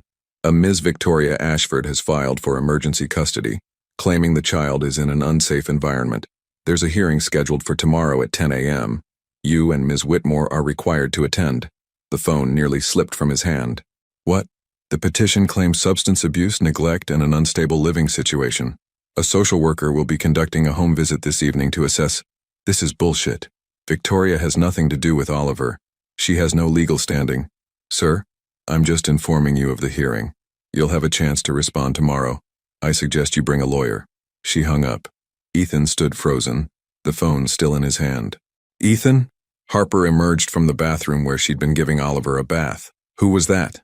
He couldn't speak, couldn't form words around the rage choking him. "Ethan, you're scaring me. What happened?" "Victoria." His voice was barely human. "She filed for custody of Oliver." The color drained from Harper's face. She what? Emergency custody. Claims unsafe environment. There's a hearing tomorrow and a social worker coming tonight. She can't, she has no right. She's doing it to hurt me, to hurt us. He was pacing now, fury and fear warring inside him. She knows she can't win, but she can drag us through hell trying. Harper sank onto the couch, Oliver in her arms. What do? We fight. We get a lawyer. We document everything. We show them she's lying. What if they believe her? What if they take him? Her voice broke. Ethan, what if they take our son? The words hit him like a physical blow. Our son. Not hers. Not his. Ours. They won't. I won't let them. He knelt in front of her. I promise you, Harper, I will burn down the entire legal system before I let anyone take him from us. A knock at the door. They both jumped. That'll be the social worker. Ethan stood, straightening his shirt. Let me handle this. The woman at the door was in her 50s, carrying a clipboard and wearing an expression of professional neutrality. Mr. Caldwell, I'm Sandra Willis from Child Protective Services. I'm here to conduct the home assessment. Of course, please come in. For the next hour, Sandra inspected everything. The apartment, the makeshift nursery they'd set up in Ethan's bedroom, the food in the fridge, the safety measures, the cleanliness. She asked questions about their relationship, their finances, their support system. Harper answered with quiet dignity, never breaking, never showing how terrified she was. Oliver, oblivious to the stakes, charmed Sandra completely, smiling, babbling, showing off his new trick of clapping his hands. Finally, Sandra closed her notebook. I'll be honest with you. This doesn't look like neglect to me. The child appears healthy, happy, well cared for. Your home is clean and safe. Your relationship seems stable. Relief flooded through Ethan. So you'll recommend dismissal? I'll recommend further investigation. Her expression softened slightly. But between you and me, this feels personal, not protective. Someone's using the system to hurt you. The judge will see that. After she left, Harper collapsed against Ethan, shaking. It's going to be okay, he murmured into her hair. We're going to be okay. What if Victoria has something else? Some other lie? What if, then we handle it? Together. He pulled back to look at her. She's desperate, Harper. People who are winning don't pull stunts like this.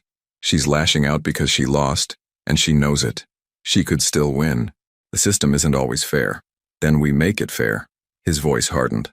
I have resources. Lawyers. Money. Influence. Whatever it takes. I don't want to win because you bought justice. And I don't want to lose because Victoria weaponized the court system. He caught her face. This isn't about pride or principle. This is about protecting our son. I'll use every advantage I have. Harper nodded slowly. Okay. What do we do now? Now we call the best family lawyer in New York. And then we put Oliver to bed and try to sleep. I won't be able to sleep. Neither will I. But we'll try anyway. The courtroom was cold and institutional.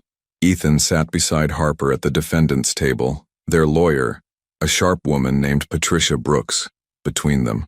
Across the aisle, Victoria sat with her own attorney, her expression carefully composed. When their eyes met, she didn't look away, just stared at him with something like pity. All rise for the Honorable Judge Martinez. The judge was a woman in her 60s with steel gray hair and eyes that missed nothing. She reviewed the petition in silence, then looked up. Ms. Ashford, you're petitioning for emergency custody of a child who isn't yours, claiming his current guardians are unfit. That's a serious allegation. Victoria's lawyer stood. Your Honor, my client has evidence that Mr. Caldwell has abandoned his company, is involved in a volatile relationship, and is providing an unstable environment. Volatile how? Judge Martinez cut him off. The relationship between Mr. Caldwell and Ms. Whitmore ended badly over a year ago. They only recently reconciled. My client believes the child is being used as a pawn in their rekindled romance. Your client believes. The judge's tone was dry. What evidence supports this belief? Mr. Caldwell recently lost his position as CEO after abandoning his duties. He's facing financial instability. He chose to restructure his company. Patricia stood. Mr. Caldwell wasn't fired. He's in the process of buying out his board members. His net worth is in excess of $500 million. There's no financial instability. Your Honor, the point is you're wasting my time. Judge Martinez set down the petition. Ms. Ashford, why are you really here? Victoria stood, her composure finally cracking. Because he chose them over me. Because after 2 years together, he threw away our entire future for a woman who couldn't even tell him she was pregnant. Because I deserve better than being discarded like, this isn't about what you deserve, Ms. Ashford. This is supposed to be about the welfare of a child. The judge's voice was sharp. A child who, according to the CPS report I received last night, is thriving in his current environment. Your Honor, I've heard enough. The petition for emergency custody is denied. Furthermore, I'm ordering Ms. Ashford to pay court costs and referring her attorney to the Bar Association for filing a frivolous claim. She looked at Victoria. If you come into my courtroom again using a child as a weapon in your personal vendetta, I will hold you in contempt. Do you understand? Victoria's face flushed red. Yes, Your Honor. Good. This case is dismissed. The gavel came down. It was over. Just like that, Harper grabbed Ethan's hand, squeezing so hard it hurt.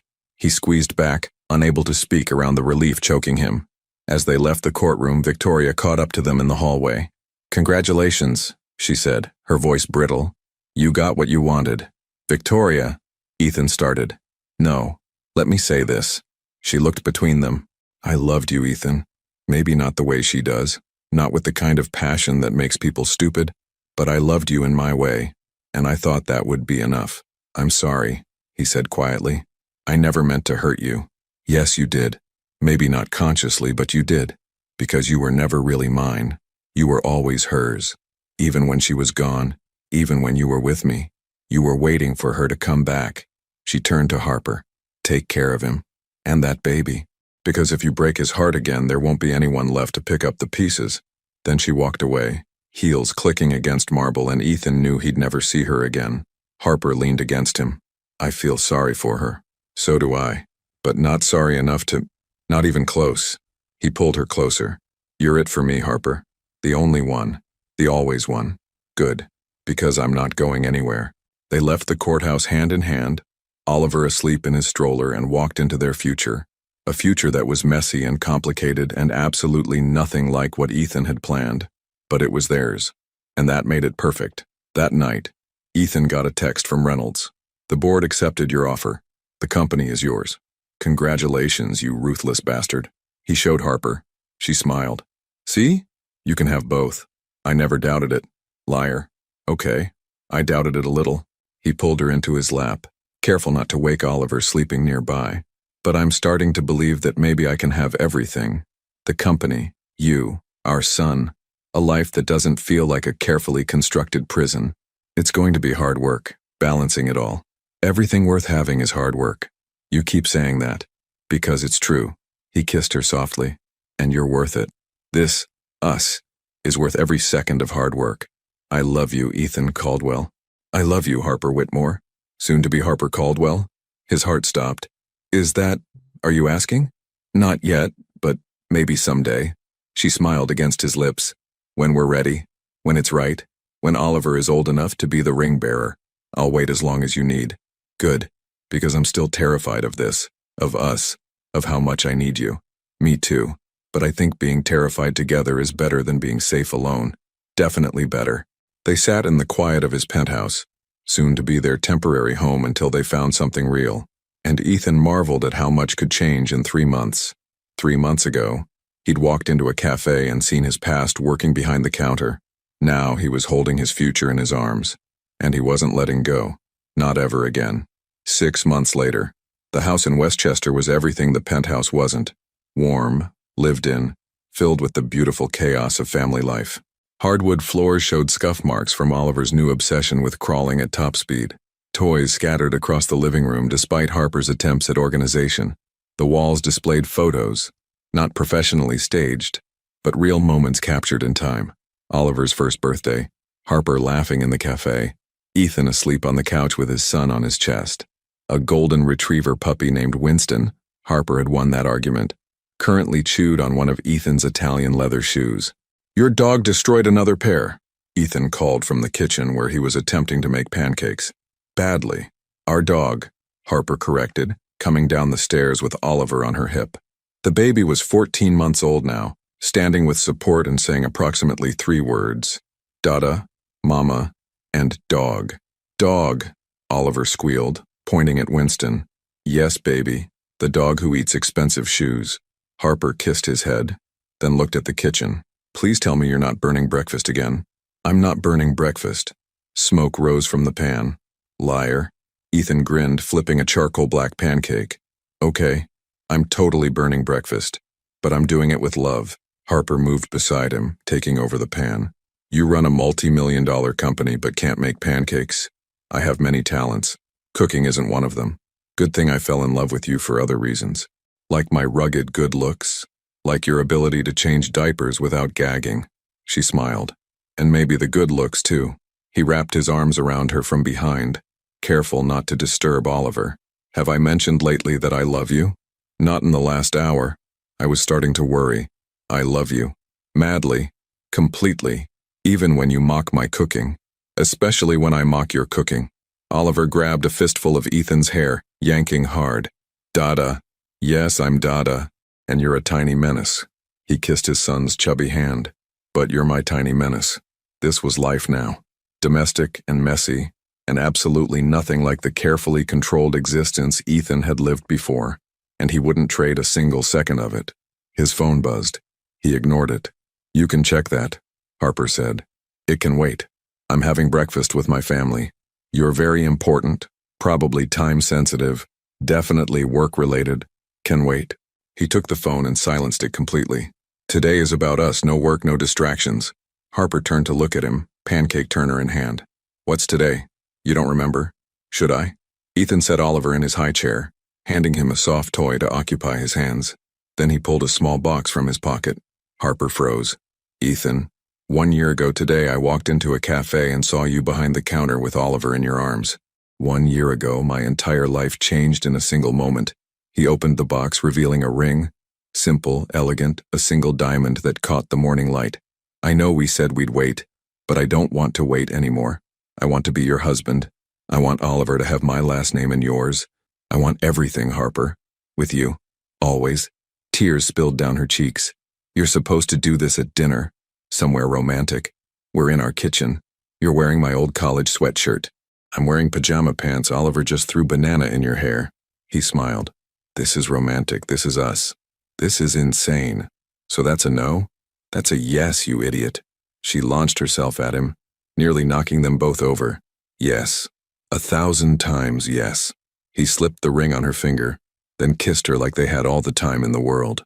Oliver banged his toy against the high chair tray, providing percussion. When they broke apart, both laughing and crying, Harper held up her hand, watching the ring catch the light. Mrs. Harper Caldwell. Has a nice ring to it. Terrible pun. You love my terrible puns. I love you. She cupped his face. I love you so much it still scares me sometimes, but it's a good scared. A jumping off a cliff knowing you'll catch me scared. I'll always catch you. Promise? Promise. Oliver threw his toy, hitting Ethan in the head. They both laughed. Our son has your aim, Ethan said. And your timing. Harper retrieved the toy, always interrupting the romantic moments. He learned from the best. They spent the morning as a family. No work calls, no emails. Just the three of them, soon to be officially, legally, permanently bound together. That afternoon they drove to the cafe. It had expanded again. Harper now owned the entire corner building, with a larger seating area, a small bookshop section, and a play area for kids.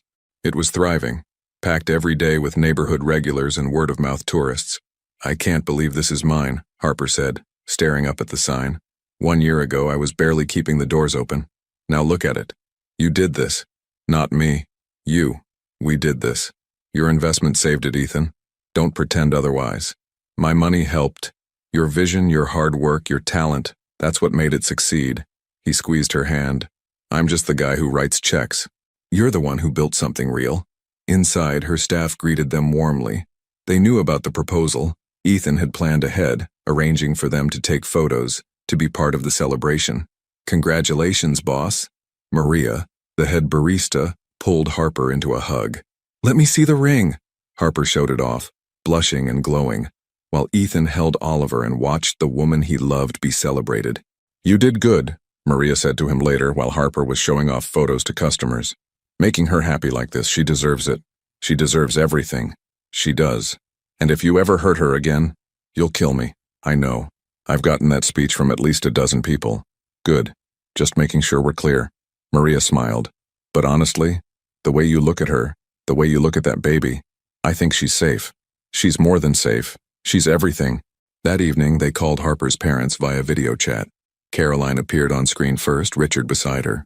He'd recovered fully from the heart attack, though he was slower now, more careful, more appreciative of time. "Mom, Dad, we have news." Harper held up her hand. Caroline gasped. Oh my God, Richard, look. I can see it." Richard's stern face cracked into a rare smile. "About time, Caldwell. I was starting to think you'd never ask. I wanted to make sure I could do it right this time, sir." "And did you?" "I think so." Harper said yes. "Then you did it right?" Richard's voice softened. "Take care of my daughter. And my grandson. Every day, sir. I promise." "Good man."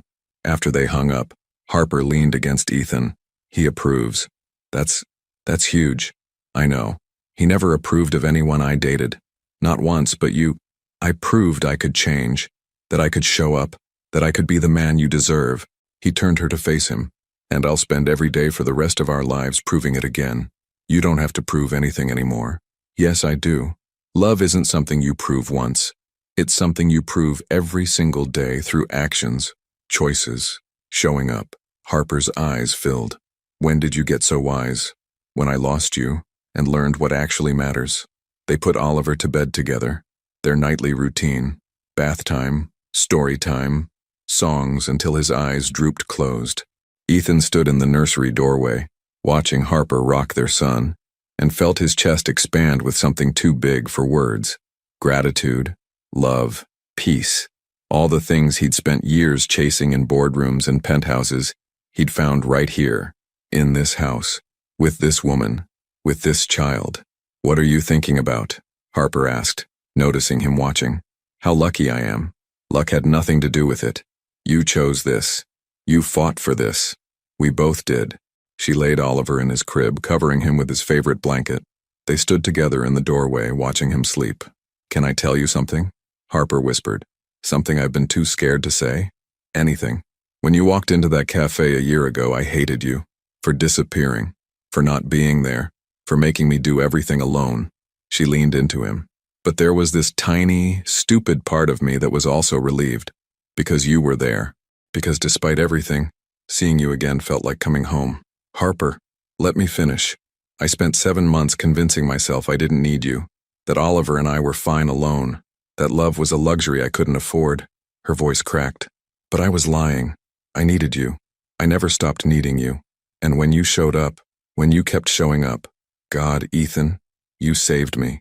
You saved yourself. You built this life before I got here. But you made it better. You made everything better." She turned to face him. "I love you. Not just because you're Oliver's father or because you helped my business or because you're good in a crisis. I love you because you see me. The real me. The messy, stubborn, terrified me. And you love me anyway." Ethan pulled her close, burying his face in her hair. "You're not terrified. I am. Every day. Terrified I'll wake up and this will be a dream. Terrified you'll realize you made a mistake. Terrified that—" He kissed her quiet, soft and deep and full of everything words couldn't hold. "Not a dream," he murmured against her lips. "Not a mistake. This is real. We're real. And I'm never leaving. Never. Promise?" "I already did. In that cafe. In Seattle. In the courthouse. Every single day for the past year. I've been promising you." He took her hand, the one wearing his ring. "And tomorrow I'll promise again. And the day after that. For the rest of our lives." Harper kissed him again, harder this time, and he tasted salt from her tears. "I'm so happy," she whispered. "And it terrifies me." "Then be terrified. Be happy. Be both." He smiled. "That's what being alive feels like." "When did you become a philosopher?" "When I became a father, and a partner, and a man who finally understands what matters." They stood in the nursery doorway, holding each other while their son slept. And Ethan thought about second chances. How rare they were. How precious. How easily they could be wasted. A year ago he'd walked into a cafe and seen his past. Now he was holding his future, and he'd never take a single second of it for granted. Not the sleepless nights or the burnt pancakes or the destroyed Italian shoes. Not the fights or the fears or the moments of doubt. Because all of it, every messy, complicated, beautiful second, was worth it. For this, for them, for love, real love. Imperfect love, the kind that survives mistakes and grows stronger for them. Come on, Harper said, pulling him toward their bedroom. I want to celebrate our engagement properly. Oh, and how do we do that? I'm thinking champagne, movie, falling asleep in your arms. That's your idea of proper celebration? Yes, because anything fancier and I'll fall asleep in the appetizer course. He laughed. You know what? That sounds perfect. Yeah? Yeah, because it was. Not perfect like a magazine spread or a romance novel. Perfect like real life. Perfect like two imperfect people choosing each other every single day. Perfect like home. And Ethan was finally, completely, undeniably home. 3 years later, the backyard was decorated with balloons and streamers.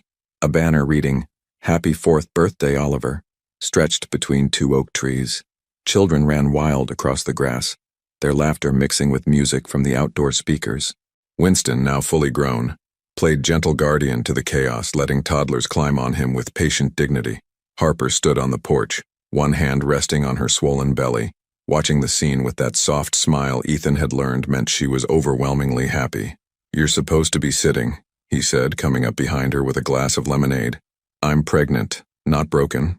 But she took the glass gratefully. Besides, someone needs to make sure the cake doesn't get destroyed before we sing. I assigned Maria to cake duty. It's under control. You assigned my head barista to guard a birthday cake? She's very intimidating. The kids are terrified of her. Harper laughed. You're ridiculous. You married me anyway. Clearly a momentary lapse in judgment. She leaned back against him, and his arms came around her, careful of her belly. 7 months pregnant with their daughter, they'd decided to name her Elena after Harper's grandmother. How are you feeling? He asked. Huge, tired, happy. She turned her head to look at him. Scared. Of? The same thing I'm always scared of. That I'll wake up and this will all be gone. That it's too good to be real. It's real. He kissed her temple. 4 years of real. Marriage, business, family, all of it real. I know, but sometimes I still can't believe it. She gestured to the yard. My parents playing with Oliver. Your business partner, who you swore was insufferable, pushing kids on the swing. Our cafe staff mixing with your corporate friends. It's like two different worlds collided. Best collision I ever had. Oliver ran up to the porch, his dark hair wild, his face covered in what looked like frosting. Mama! Dada! Come play! Did you get into the cake? Harper asked, trying to sound stern. No. The most obvious lie from the world's cutest liar. Ethan crouched down. Buddy, we can see the frosting on your face. It fell off, into my mouth. Accident. Harper covered her laugh with a cough. An accident, of course. It happens to the best of us, Ethan said seriously. But no more accidents until after we sing, okay? Okay, Dada. Oliver hugged his leg. Love you. Love you too, troublemaker. The boy ran off to rejoin the chaos, and Ethan stood, finding Harper crying. Happy tears or hormones? He asked gently. Both. Everything makes me cry lately. She wiped her face. But also just, look at him, Ethan. 4 years old. He's not a baby anymore. No, he's a full-blown person with opinions and schemes and a concerning talent for finding trouble. He gets that from you. He absolutely gets that from you. They stood together, watching their son play with his friends, children from the neighborhood, from the cafe, from the preschool where he'd just started. A full life, a real life. Do you ever think about that day? Harper asked quietly. The cafe, when you first saw us. Every day. Really? Every single day. He turned her to face him. I think about how close I came to walking away, to pretending I didn't see you, to choosing the easy path instead of the right one. What stopped you? Oliver. The way you held him. The way you looked. Exhausted but determined. Struggling but not giving up. I saw you and thought, that's strength. That's what I lost when I let her go. Harper's eyes filled again. Stop making me cry at our son's birthday party. Can't help it. You asked. Mama, Dada, Oliver called from across the yard. Cake time. They gathered everyone around the picnic table where Maria had indeed successfully guarded the cake. A massive creation shaped like a dinosaur. Oliver's current obsession. 4 candles flickered on top. As they sang Happy Birthday, Ethan looked around at the assembled group. Harper's parents still going strong. His old business partner, now a close friend. The cafe staff who'd become extended family. Neighbors they'd met through Oliver's preschool. Maria's kids playing with Oliver, a community, a life built not on money or status, but on genuine connection. Oliver blew out the candles with excessive enthusiasm, spit flying everywhere. Everyone cheered anyway. "What did you wish for, buddy?" Ethan asked. "Can't tell, or it won't come true." Oliver's serious face, so much like Ethan's own, was absolutely certain about this rule. Fair enough. Later, after cake and presents and the controlled chaos of small children hopped up on sugar, after the guests had left, and Oliver had crashed hard in his bed still wearing his party hat, Ethan and Harper sat on the porch swing in the quiet evening. "Successful party?" he asked. "Very. Though I think we'll be finding confetti in weird places for months. Worth it to see him that happy. Definitely worth it." She rested her head on his shoulder. "Thank you. For what? For this. All of it. For not giving up on us when it would have been easier. For choosing this messy, complicated, beautiful life. Harper, you don't have to thank me for choosing the best thing that ever happened to me. Still, I want you to know I see it. See you. Everything you do every day. Taking Oliver to preschool, helping at the cafe, running your company, building this life with me. I see it and I'm grateful. You do the same thing. More, actually. You're growing a whole human while managing a business and raising a 4-year-old. Team effort. Best team I've ever been on."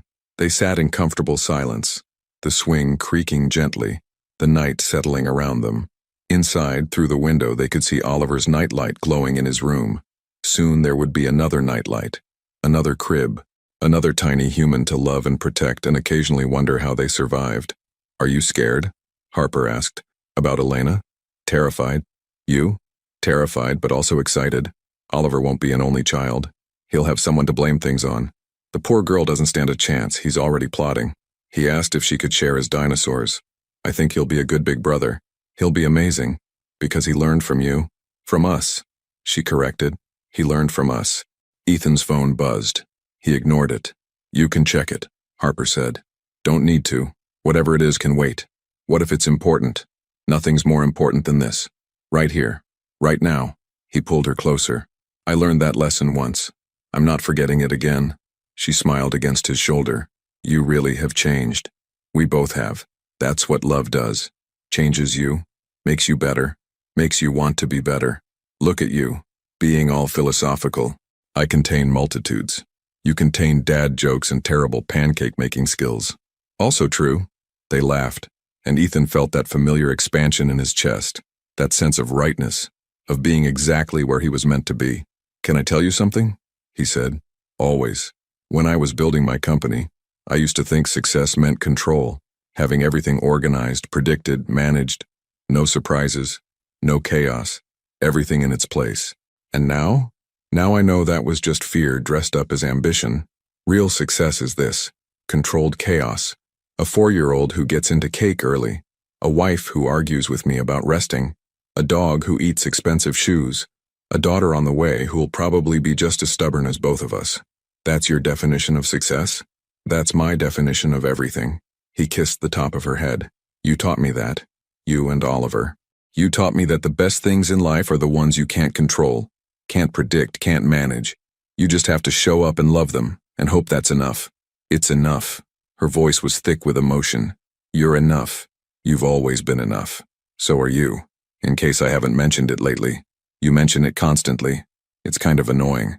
Tough. You're stuck with me. Good." She laced their fingers together, her wedding band pressing against his. "Because I'm not going anywhere. Promise?" "Promise." They sat there as the stars came out, two people who'd broken each other and chosen to heal together, who'd failed and tried again, who'd learned that love wasn't about perfection, it was about persistence, about showing up, again and again, through the hard days and the easy ones, through the fear and the joy, and everything in between. Inside, Oliver stirred in his sleep, calling out for water. Ethan started to get up, but Harper stopped him. "Let me. You got the last one. You're pregnant, and you're exhausting. I can walk to his room, Ethan. I'll come with you then." "Of course you will." But she was smiling. They walked inside together, checked on their son together, made sure he had water and his favorite stuffed dinosaur, and knew he was loved. Then they climbed into their own bed, the bed in the house they'd chosen together, in the life they'd built together, and Ethan pulled Harper close, one hand resting on her belly where their daughter grew. "Hey, Elena," he whispered. "Your brother's asleep, your mom's almost asleep, and your dad is the luckiest man alive. Can't wait to meet you." The baby kicked against his palm. Harper laughed softly. "She's saying hello." Or she's saying, "Stop talking, I'm trying to sleep." Definitely inherited your personality. Poor kid. They drifted off together, and Ethan's last thought before sleep took him was the same thought he'd had every night for the past 4 years. Thank God he walked into that cafe. Thank God he looked up. Thank God he got a second chance. Because this messy, imperfect, absolutely beautiful life was worth every mistake, every fear, every moment of doubt. It was worth everything. 5 years after that birthday party, Oliver would be 9, Elena would be 4, and there would be another baby on the way, unplanned but welcomed, with the kind of joy that comes from knowing your family is built on love, not perfection. The cafe would have expanded to 3 locations across the city, all co-owned by Harper and Ethan, all thriving. Ethan's company would be more successful than ever, but he'd have learned to delegate, to trust, to understand that being present for his family didn't mean sacrificing his ambitions. It meant making room for both. They would fight sometimes. Big fights about money and time and whose turn it was to deal with the plumbing emergency. Small fights about dinner plans and forgotten anniversaries and whether the dog should be allowed on the furniture. But they would also laugh, every single day, at Oliver's terrible jokes and Elena's dramatic declarations and the newest baby's impressive ability to create chaos. They would choose each other, every single day, through the mundane and the magical, through the struggles and the triumphs, because that's what love was, not a feeling that swept you away, but a choice you made, again and again, to show up, to stay, to build something real. And 20 years later, when Oliver graduated from college and Elena started her own business and the youngest was applying to art schools, Ethan and Harper would sit on that same porch swing and marvel at how fast it all went, how precious it all was, how easily it could have been lost, but it wasn't lost, because they chose each other, because they fought for each other, because they believed that second chances were real, if you were brave enough to take them, and they were.